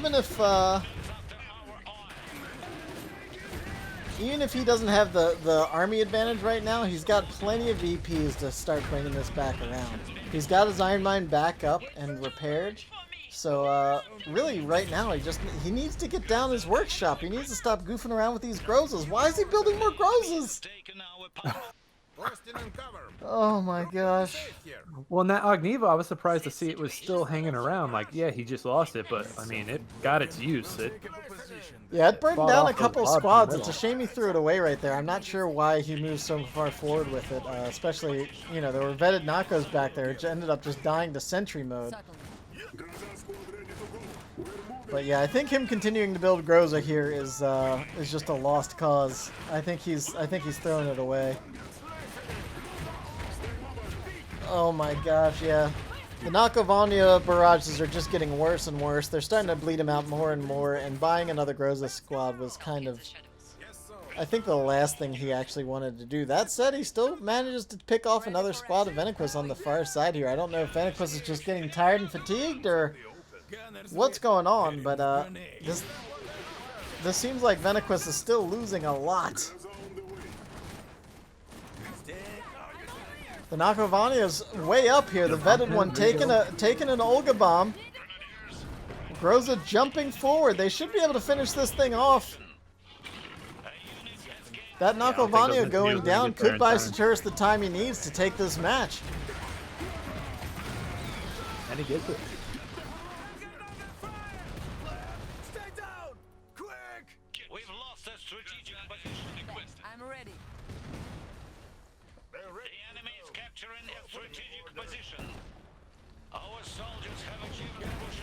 Okay, 376 to 119. Saturus is keeping the dream alive, and he's continuing to just pump out Groza. Maybe I'm wrong. Maybe he can find a way to make this happen. But it seems like Venoqueus should have some pretty easy answers to these Groza by now. But perhaps I'm wrong. Perhaps he's bleeding more than I'm giving him credit for. Yeah, I don't think we're gonna see a workshop on our side over here. Yeah, not at this point. If you're gonna field more than one Groza squad, it's just too expensive to do anything else. But see, I mean, look, I mean, that's how much damage they took just from walking through a Nakavani barrage. The light armor is just such a detriment to them.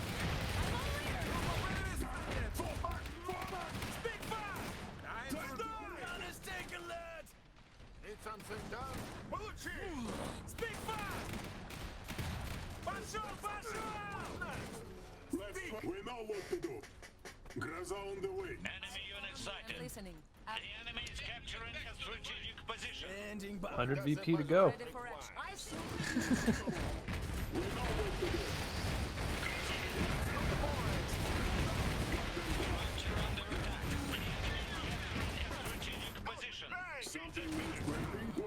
Alright, it looks like the VPs continuing to climb. We're now past 400.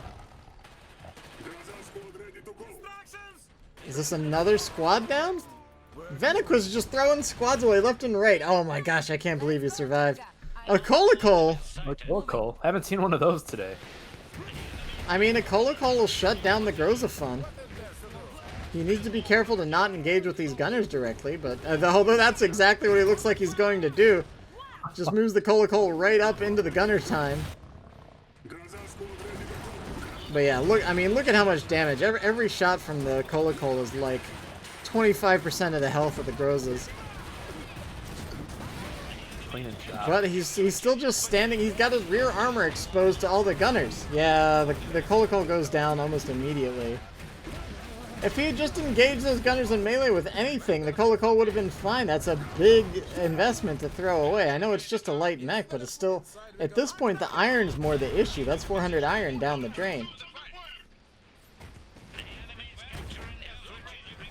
Like he'll get the points over there on the right.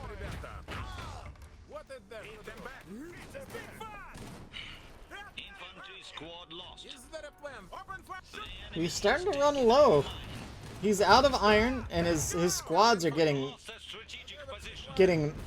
massacred by the Nakovalnias. I don't know. I don't know. I think Venoqueus may have held on long enough to shut this down. We might be seeing a GG here, even with the VP so lopsided. I mean, look at the army bar. That kind of tells the story right now. If we're 22 minutes into the game and you have 4 squads on the field, that doesn't bode well for you. He's out of iron. He's about to lose his big iron mine on the front again to another series of Nakovania barrages, and he's just bleeding out way too much. Yeah, now Venoqueus has pushed the front. Yeah, no workshop. Focusing on the Groza is like it's not gonna hold up on the VOD when he goes back and watches it. Now that said, I mean getting up to 420 VPs against 2 Nakovanias is quite a feat on its own. Did some great stuff with the Grozas, and he's still pushing here, so he can still try to make something happen. I don't think Venoqueus is doing that great on requisition and resources either, but it's when you're just sitting there taking these sentry barrages and taking all this unanswered iron damage from these Nakovanias, it just starts becoming insurmountable.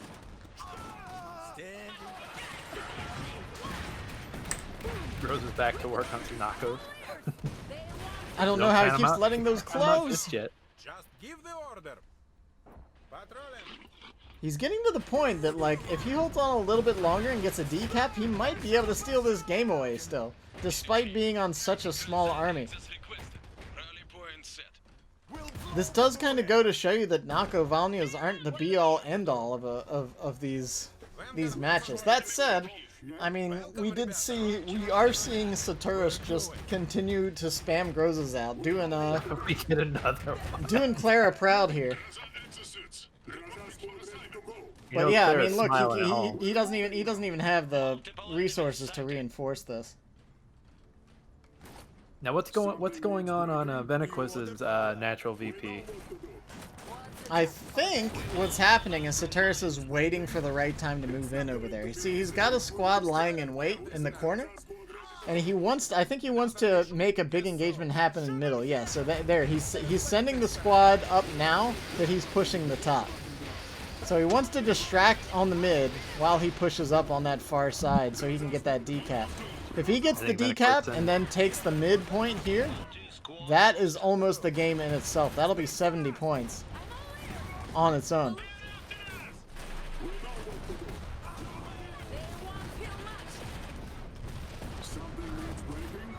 But yeah, it doesn't look like it's gonna happen. What next? One step at a time.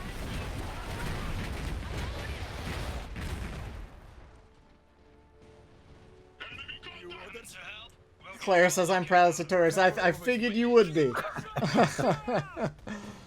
Making Claire proud. Unfortunately, I don't think Pride is gonna win him the game. He's still struggling here, but I think Venoqueus just has the superior army at this stage. There's not enough out here to distract from a decap, and now that he tried it once and failed, I think Venoqueus is going to be aware of it.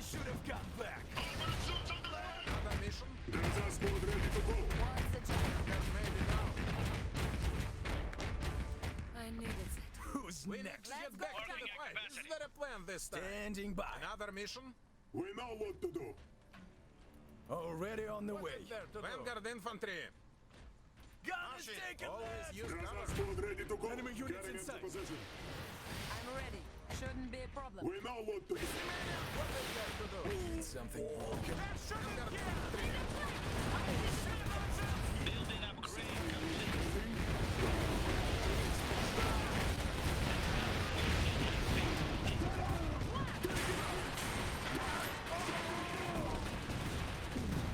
Ooh, close grenade. Yeah, this is chaos in the center, but again, it's starting to look like Venoqueus's army has gotten too large again. And even with all that stuff that just went down in the mid, like, Venoqueus is still looking pretty good. Olga's in a little bit of trouble there from the sentry mode. Getting constantly knocked over. She does escape, I think. Saturus is gonna keep fighting it out.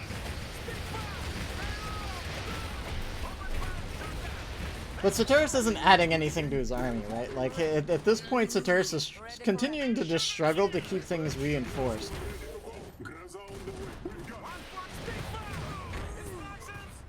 Yeah, I mean, all he's got to do is wait for them to go mid, send over a barrage, rockets, rinse, repeat, rinse, repeat. Yep, I mean, there's just no way for Saturus to cap anything. His army's too small. He's kind of locked out of the game. I don't see a way for him to get back into this. He's thrown too much resource away into his Grozas. I think maybe send Olga over to the left VP, but I mean, it just might be too little, too late. He's doing everything he can to keep his opponent's Olga down, which is something. But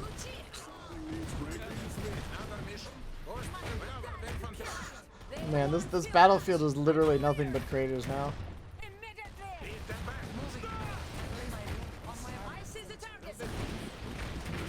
Now, how are the trains gonna get through all that mess? Finally, we see a Nagan out on the field. If you want to talk about a hard counter to Grozas, there you go. You want to talk about a GG? That's a GG right there. Yeah, I think that's probably a GG Nagan. There it is. Saturus throws in the towel, and we're going to the ace match.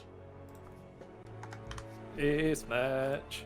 Game number 5. Vaughn, what's the word? Do they pre-vote on that, or what's the word, Vaughn? Let's see where they decide to go. I'm gonna take a quick bio break. I'll be right back. Zubov pick, please. Zubov actually isn't bad on border because it's such a short distance across the bases that if you can actually hit that reserve 2 timing, you can just roll across there and cause some trouble. Gunther! Ooh, it's Saxony. Is there delay? Nope. So Venoqueus can watch this stream and break Fog of War. Yep. It's fine. Venoqueus' computer isn't good enough to run a stream and the game. It kind of upsets me that like he completely dominates me on a laptop, on like a computer worse than mine. I think he's playing on a leapfrog. I'm surprised that playing it with people a seem Wii to be remote. under the impression that there's Fog of War in this game. Yeah, that's what I was gonna say. Like, what you you're able to hide your units in this game? Hold up. Yeah, every victory point has like the sight range of a quarter of the map, so. And of course you've got those mobile, like, you know, Titan things. Yeah, I also like encourage you guys, like if you're ever playing against me, like Troy on the stream, like feel free to stream snipe me while you're playing against me, and you'll understand why it's really not a thing. You can't watch a screen and your own screen at the same time. It doesn't work. Yeah, like it's not like a game, you know, like in StarCraft, like the scouting is much more like, oh man, I just saw that they're going for like a cheese play or they dropped a dark shrine, but that's not so much a thing in this game. This game is much more about positioning. This one's more, I find actually, if you're ever watching a stream, that all you do is you look at the stream and go, oh fuck, he's so far ahead of me. Like you'll look over and you're like, oh yeah, I'm getting my R1 out, and he's like, oh, I can't believe I had my R2 so late. Alright, here we go. Into Border River. Are there going to be barbed wire shenanigans? Are there going to be grenade shenanigans? Are they going to play the gentleman's game and leave the barbed wire at home? No, it's all barbed wire everywhere. Cutthroat barbed wire. Right. Want their money. The Kaiser's finest. Traveling that way. Yep. Ooh, he's going with the Benny lock. Yeah, he's gonna Benny the bridge. Benny in the bridge. Venoqueus was gonna Benny him. So both players, yeah, not playing aggressive wire, just saying like, listen, I'm not dealing with it. We're gonna have a little clash over here on the resources, but the Vanguard just pretty much should win this. Yeah, and Satorus just isn't gonna play that. He's like, that's it, you can have it. I'm out. Well, no, you just back off and you continue harassing. It's gonna be a lot of just like, ooh, whoop, nope, yep, oh, all right, okay, you know, like. Yeah, whoever gets in range like this, right? Yeah. So he's And gonna then grab the cover. storm will come up and reinforce it. Stormtroopers awaiting orders. Waiting for a mission. Preparing mission assignments. Awaiting orders. So are both players going to commit their third squad to this resource cache over here, or? It looks like, let's see, we have similar caps on the far side of the map. I'm thinking they're both going to just double down on these resources while they cap the rest of the map with their third squad. Venoqueus' like third squad that came out went straight to his oil pump. Oh yeah. Yeah, so maybe Venaquus is seat. seeding this, it looks like. Yeah, it looks like he's gonna give it up. Yeah, and there's that squad capping the oil, and then there's the grenadier I think is capping the oil drum, which just went away. Which just means there's one, yeah, there's those 3 squads milling around.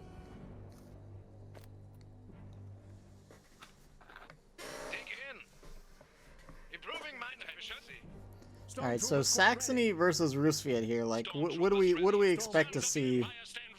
Broken eggs everywhere. Just Earls locking it down. I mean, that's what I feel like. But every time I tell people, it's like, man, just get some Erlkenigs and you outrange all the Rusviet stuff. They're like, no, you can't do it. It's Olga will just come back and kill him. Blah blah blah. Yeah, but he's right. But he's got Gunter, so he's got free scouting all the time, permanently. So the Erlkenigs will always be able to fire. Right. You just take Gunther, you throw him on his side of the map, and you let him go down, and they can't hide.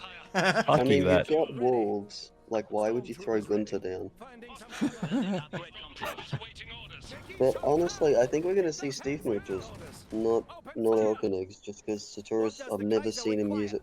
Is he opening the wire? He is. He's that determined to go steal Satorus' stuff.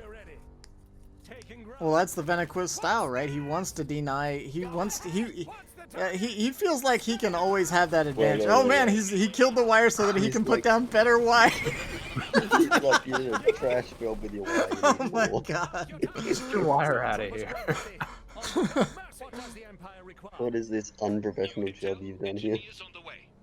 He's like, this Saxon engineered wire is no match for Russian wire. We gotta clear this shit out and put down the real stuff. Oh, his engines might be broken here though. That squad has retreated and stopped retreating. Did you not see that? Yeah, it's that. Okay, there it goes. Oh no, it's out again.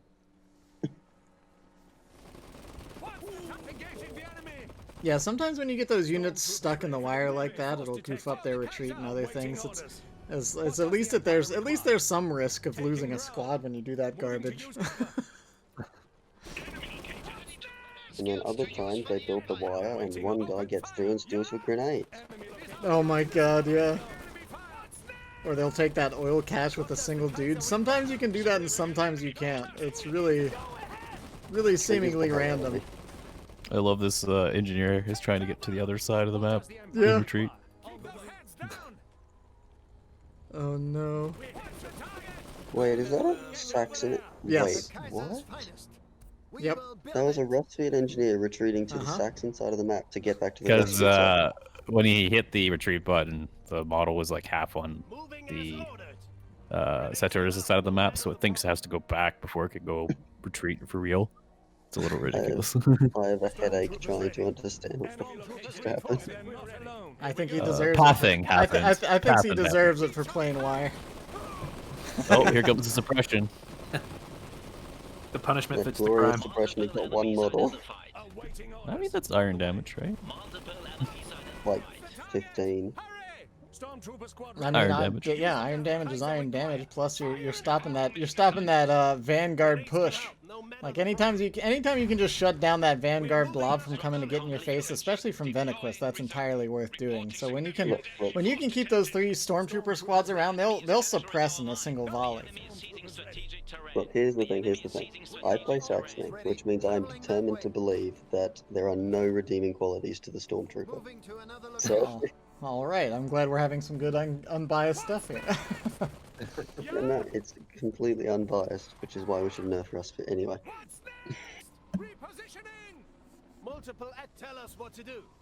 Alright, so we've got a couple Vanguards heading up on the far side over here. Our first reserve is out. I wouldn't be surprised to see Olga coming out shortly here as well.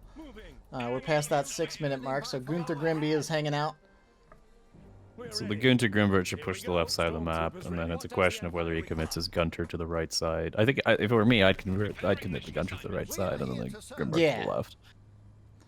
Yeah, so far there's nothing. Now, was it Olga double gunner that we saw, or was it mortar gunner? Or did you stick And with this the Grimbart's going to the right. Why is this? Wait, is that?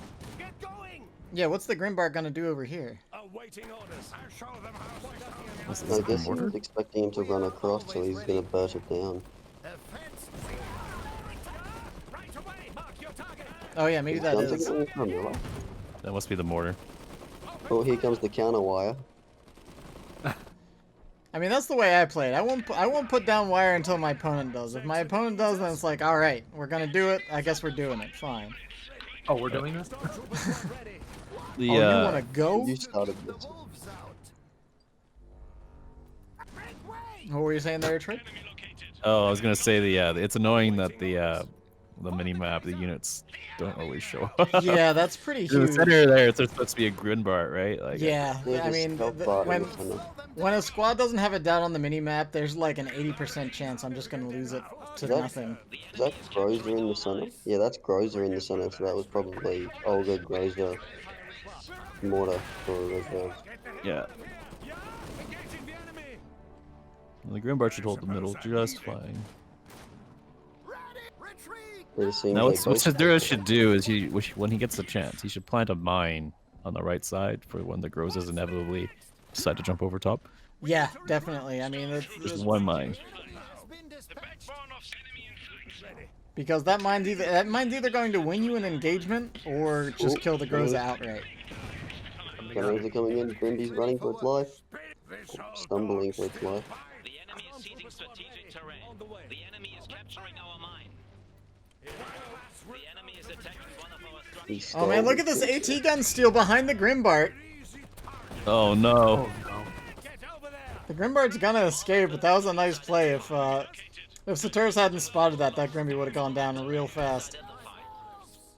But it does route the Grimbart from the middle of the map, so it opens up an opportunity for those infantry to come streaming through there. And the Groza are still harassing on the far side, preventing the decap.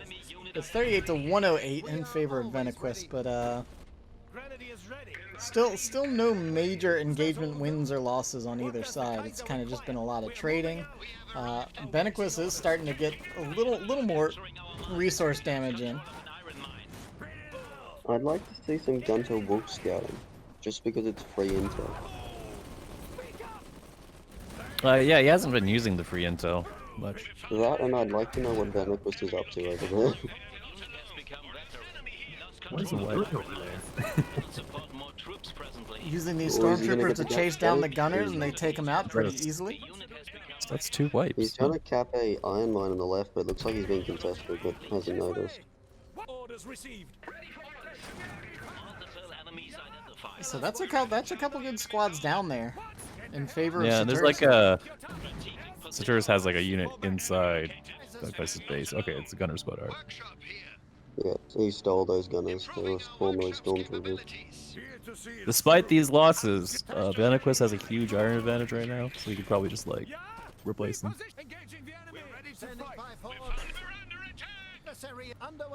Yeah, I don't think he's really hurting from it, but it's keeping things even. It's keeping Venoqueus on his toes a little bit, keeping him from having any sort of overwhelming advantage here. I don't know what these Vanguard are doing.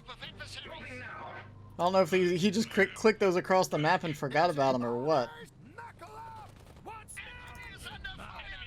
The enemy is attacking one of our structures. That's all. We're ready. Let's get going. Open fire! Engaging the enemy! Building upgrade complete.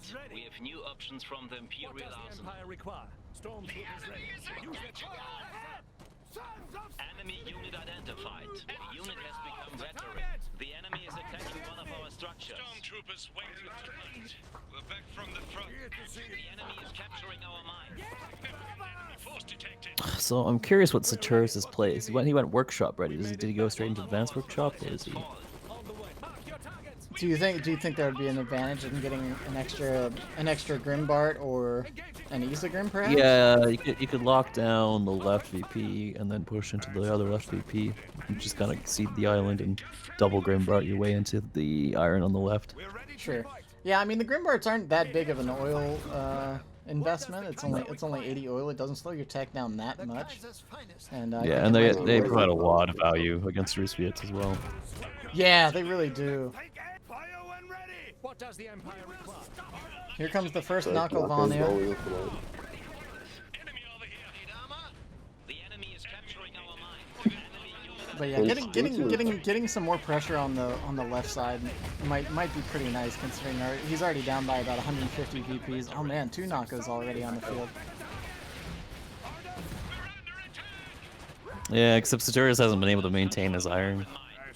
He's running into the same situation I have whenever I fight Venoqueus. I don't have enough goddamn iron to match what you're doing. Yeah, I don't know how I just don't know how he does it, man. If he is managing to snipe down that Knocko. Nice, yeah, that's a nice early get. That Knocko got pretty much no value, so it came out on the field, it got shot down, and now we have a teapot. Ah, we're going teapot. So we did go advanced. Okay. Yeah, I didn't catch it either. I had a feeling when I saw 2 knockouts out, I was like, well, he's got to have an advance now if his opponent has 2 knockouts. You know what we could have done? We could have just read the pop cap. That's crazy talk.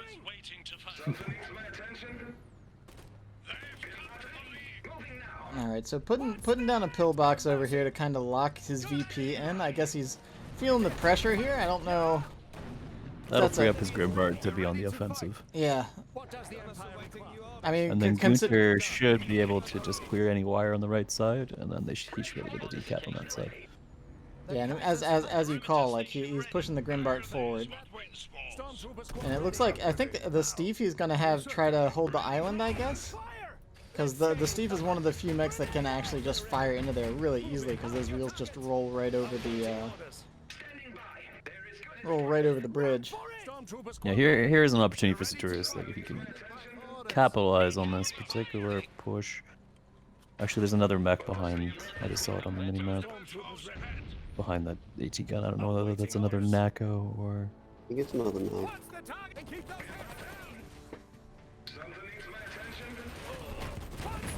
No, it's Groza. Oh, okay.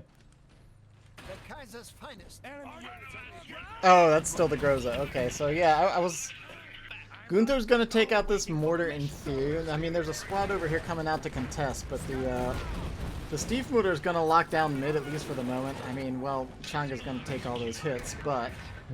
I think that's a dead, Groza squad. No, it's another Nako. Okay, there was 2 Nakos. Yeah, he's gotta be careful with this Steve. Is he trying to move with the Grimbard up the flank? I don't know if I like that. It might get caught out here. There's not a lot of direct anti-mech fire, but he does need to be careful. I think he's Saturus, you're iron, Saturus. Thank you. Look at it. Do something about it. Saturus. It's always, if you look away from your iron for like 30 seconds, Venoqueus is gonna take it. Gundar's gonna get away? No way. No. No. No, wait. No, Yeah? dead. Oh, wow. It just went down. Right on the bridge. Or, yeah, right on the bridge. That should be an That's easy recoverable. enough res position.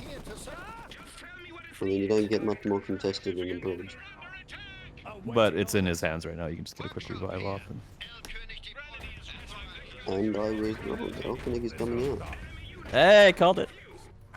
So the Elfenig will just hold the right VP once the next time he takes it. And that's pretty much it. The question is he going to push it up for a greedy Elfenig, or is he going to do the classic, how far back can I put this Elfenig and still cover the point? And then just hit attack ground on the point and then never ever manage it again. Yeah, just about. I mean, you can even have the Erlkönig break that iron mine on the far side pretty easily too, from still a pretty safe distance. We lost control of an iron mine. So I actually wonder if going Grimbarts, when you're up against Nakos, just get more Grimbarts instead of Teapots. Sure. Because if you have double Grimbart, then like Olga can't do shit to you, right? Yeah, Olga can't do anything, and like really, I mean, when you have the double Nako, the only other thing you have is a bunch of infantry. They can't really push and take points. They're raining down, they're causing trouble, but like, oh my gosh, so much damage on that. And like we said, with the Teapots being light armor, they just take so much damage. Yeah. Did he actually? Yeah, he lost it. Jeez. Yeah. Thing is, Like Olga just rolls in there, scouts it, the Nakos fire their barrage.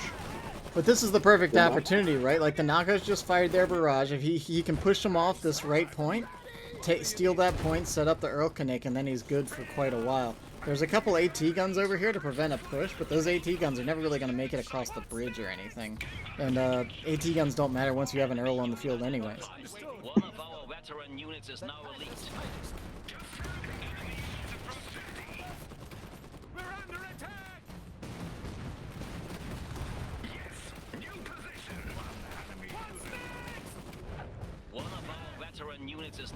And I like Gunther just diving in and bullying the Nakos back a little bit.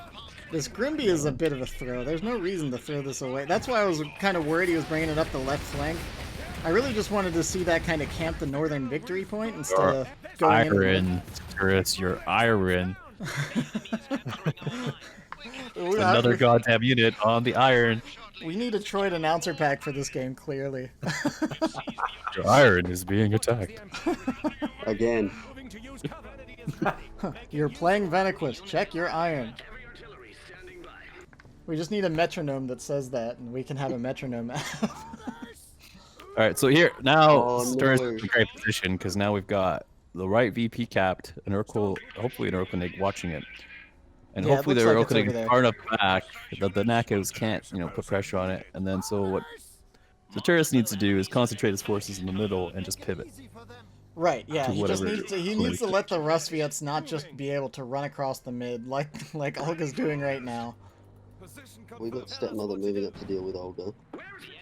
Orcanig is for there we go, he's for targets. Yeah, you don't want a Steve to deal with Olga though. Like Troy was saying, you kind of just want a Grimbart. True, but the Steve mover knocks her over, and that's always fun. Oh, is this another map where Nakos can kill your big iron mine Oh, of outright? course. Yep. Interesting. Of course. I mean, oh, Nagan's coming out, and he's reaching for a Kaiser, which is probably like a minute away. Oh, nice, but he's harvesting a huge too. They should be able to control that with the free AT gun. And then hopefully that Orcanig, is the Orcanig shooting at the VP? VP, yeah. I believe it is fire. Yeah, I mean the NGs are, I guess, are they trying to put down more wire? No, I think they're just trying to scout. Oh, he's just got an attack ground on the VP. Very good, very good. Yeah, it's just constantly shooting the VP. Excellent. Arguably enough, building that wire actually protects the Orcanig. Yeah, to an extent, right. So AT gun moving into the center to protect the bridge, try to keep the Nagan from doing anything wacky, and the Stiefmutters moving around as well. I'd even almost kind of want the Stiefmutter on the left side. Your iron is under attack. Literally. Oh man, every time. It's like, oh, is there anything happening elsewhere on the map? Yeah, Iron Mine goes down. Where is the Kaiser? The Kaiser!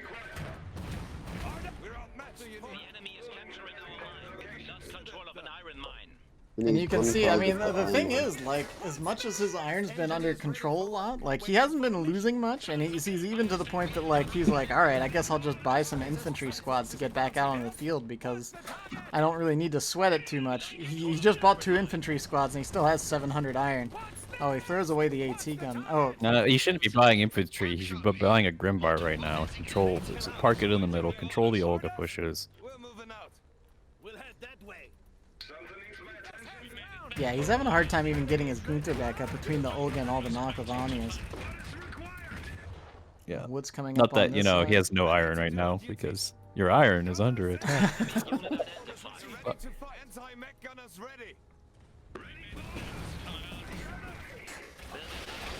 Yeah, just wire off the iron. You should just surround your own iron mines with wire in this, and whenever you're playing against Venaqus. So I disagree with this Kaiser choice because it's just gonna get pummeled by Knock-of-Anias. I think you could push it up to the left side to pretty good effect. But he can't afford that. As soon as he dislodges his Kaiser, he'll just push up the center with everything he has, right? Or Venoqueus will just push center. Yeah, I guess since he doesn't have the AT gun there anymore. Like, I guess if the only possible Nagan. play of using this Kaiser would be to, like, leave it, I don't know, far enough back that it never gets in range of the Nakos, and then in order for him to use his Nakos, he has to bring him off the bridge or something like that, right? Here we go. And just use it in a purely defensive manner to, like, I don't know, fuck up pushes. Like, just keep it right where it is right now. If he moves anywhere, if he's moving too far forward, the Knock-of-Anias are just going to slaughter that. So if he just keeps it, like, right there, that's probably the best spot for his Kaiser. Can we just do some wire around that iron mine? Honestly, that would make my day. You building mines? Or is that repairing? Probably repairing. Awaiting orders. Alright, he's going for the decap here. That'll get him a nice chunk of points. The points are getting pretty close again. The Orcanig, like you said, watching the island, making sure that doesn't go anywhere. I'd like to see him at least try to take that iron back, but getting some good decaps of his own at least. Take it back and destroy it. Does he have a vet engineer? He should just put down a bunker near his Orcanig just in case. Just, like, cover it. Can you attack buildings with sentry? I don't believe so. I might be wrong on that, but I don't believe sentry hits resource points. He just lost a squad in the top left. Yeah. I think it can. I think it will attack like base buildings, but I don't know if it will attack resource points. I believe the answer is no. You can use sentry, I might but be you wrong. need vision on the points. Ah, gotcha. Oh, really? Well, Real sentry attack? mode is pretty pathetic against buildings.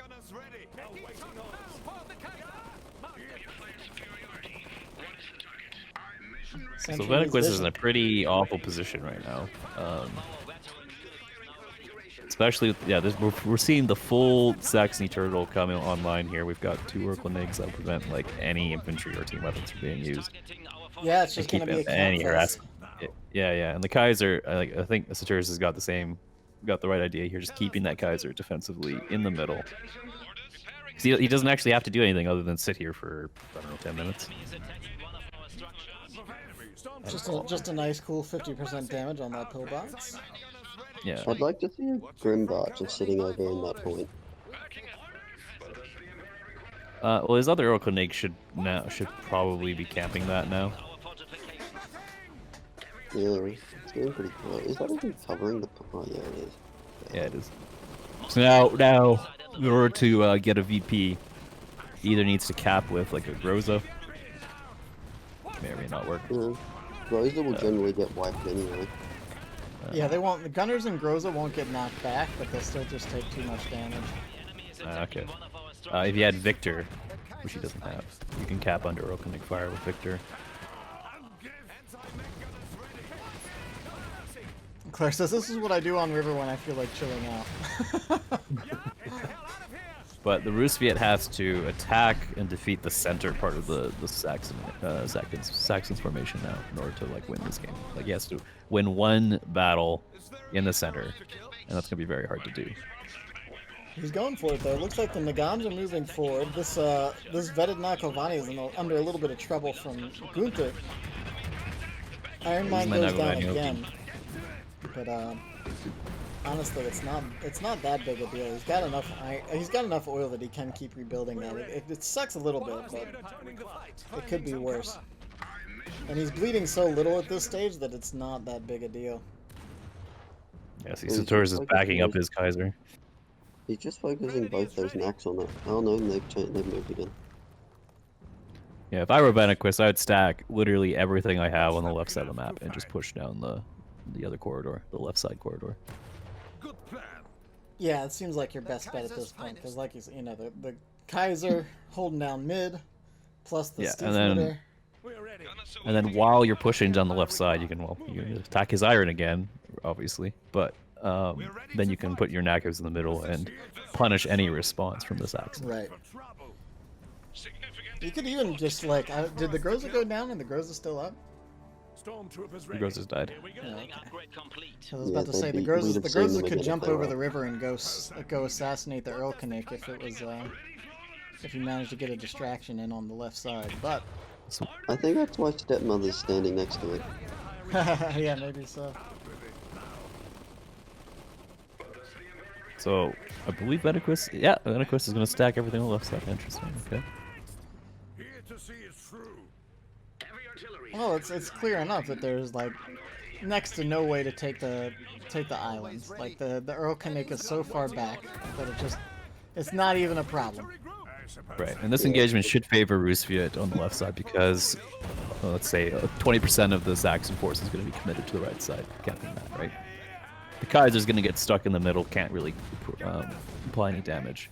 And so what you're going to see here is the Roosviet is going to be able to apply all his damage on the fringe portions of the Saxon formation here. And hopefully that creates an opportunity for Venoqueus, at least. I mean, he's hoping.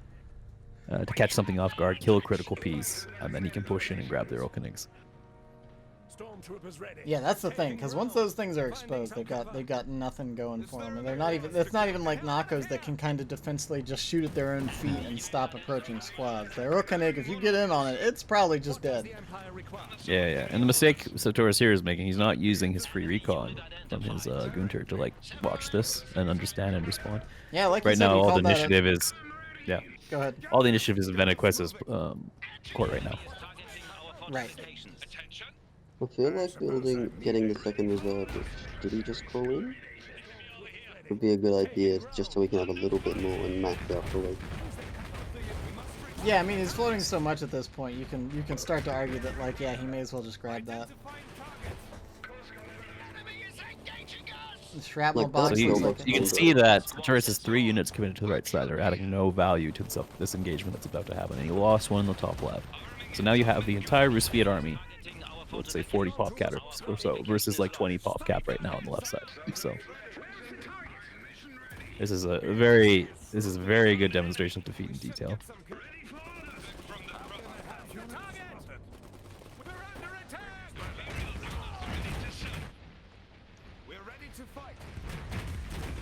Alright, so the Kaiser's trying to move in here. I'd still only see... Did one of the Nagans go down? Because I still only see one Nagan on this side. No, there was the second. They're just being cheeky and hiding. So the saving yeah. grace for Saturus is obviously Zero Clinic. You can just keep... with the way the game is designed, like, you can just permanently cap points with a piece of artillery. Right. There's no like capture circles like in Company of Heroes 2 where you can just dodge artillery shots. As long as you put in the micro, you can get the cap off. Plus, there's the whole sight from points thing. Yeah. See, this is where I would expect the second Nagan to be coming across the bridge.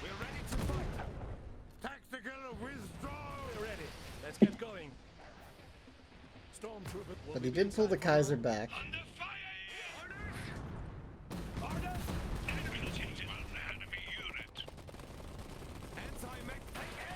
Got 3 Nats and a Nagan hanging out in the corner. Yeah, he's just gonna keep using his Olga to sight for his Nakos, and eventually he'll probably push his Nagan down the left side to make this the Saxon respawn.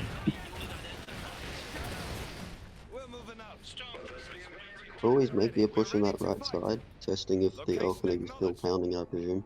Yeah, well, I mean, it's literally just on ground fire. If he hasn't noticed that by now, like...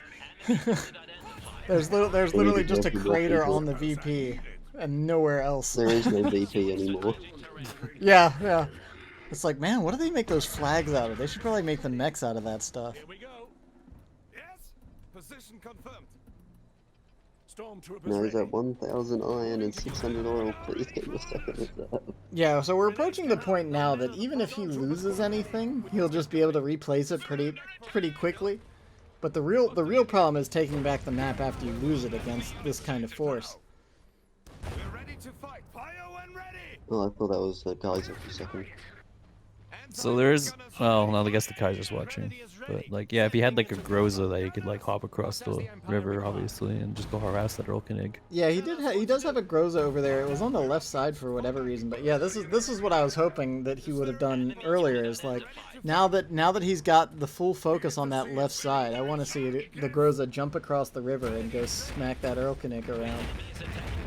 Well, Olga's charging across that look. Got punted by Kaiser, no damage. Well, Venoqueus is running out of time here. Yeah, it's 400 to 269, and he's only got like a couple minutes to really make something happen here at this stage. You gonna dive in for that field cannon again, or not? Oh, he lost something. Probably gonna steal.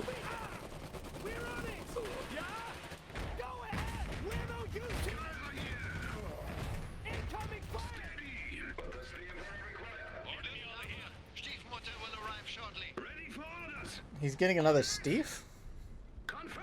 Wanted to fight the Nagans. He's gonna try and apply damage around the corners and stuff, essentially. I think he's also a bit scared of the Grozas. This Kaiser should probably will die if he doesn't do anything to save it.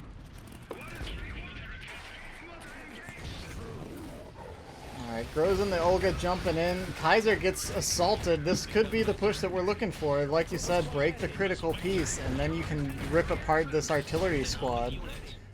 Kaiser goes down. There's a couple Stiefmütters and Gunther back. Yeah, so now he can just push his Noggins on top of the Rolkenigs, get a cap off.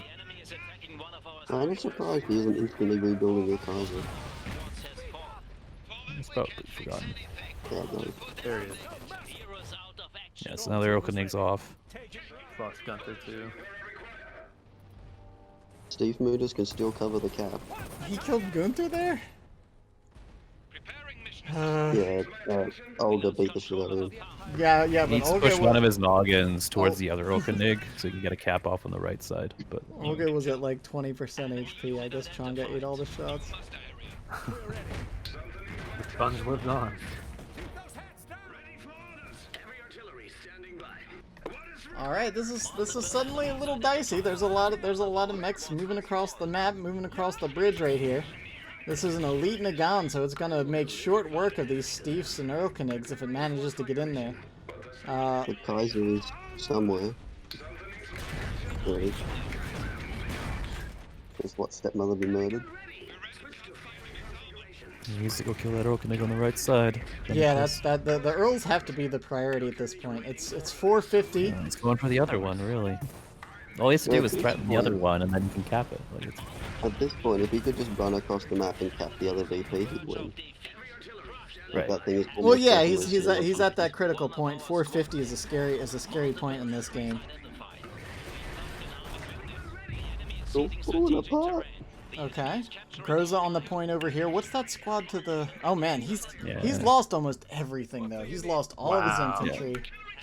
So this is what I was talking about, the engagement in the middle. One just had to win one fight, and it's over. And here comes the Nagan across to harass, I hope. Yeah, okay. And that Kaiser cannot fight all those Nagos. No, So. no, this might that's I think this was Saturus' game to lose, and he managed. That's the one thing I don't like about turtling, is that like it gives your opponent all the time in the world to figure out the chinks in your armor and find a spot to exploit. The Erlkenigs on the right side goes down. The caps are coming in. Oh my gosh! But look up north. Yeah. How long does it take to decap a point again? Up north. Look, he's just sitting there watching it. I was watching that and I was like, There's a so Nako, good. I think, over there ready to. No. Oh! Wow. Oh no! Oh, Venoqueus is gonna be so sad. Oh. Venoqueus is probably mad. Oh. GG. When your opponent is at 450 or higher, you've got to put down a bunker on that point. You gotta. Oh my gosh, the ninja decap. Saturus lost that. He lost that. Oh man.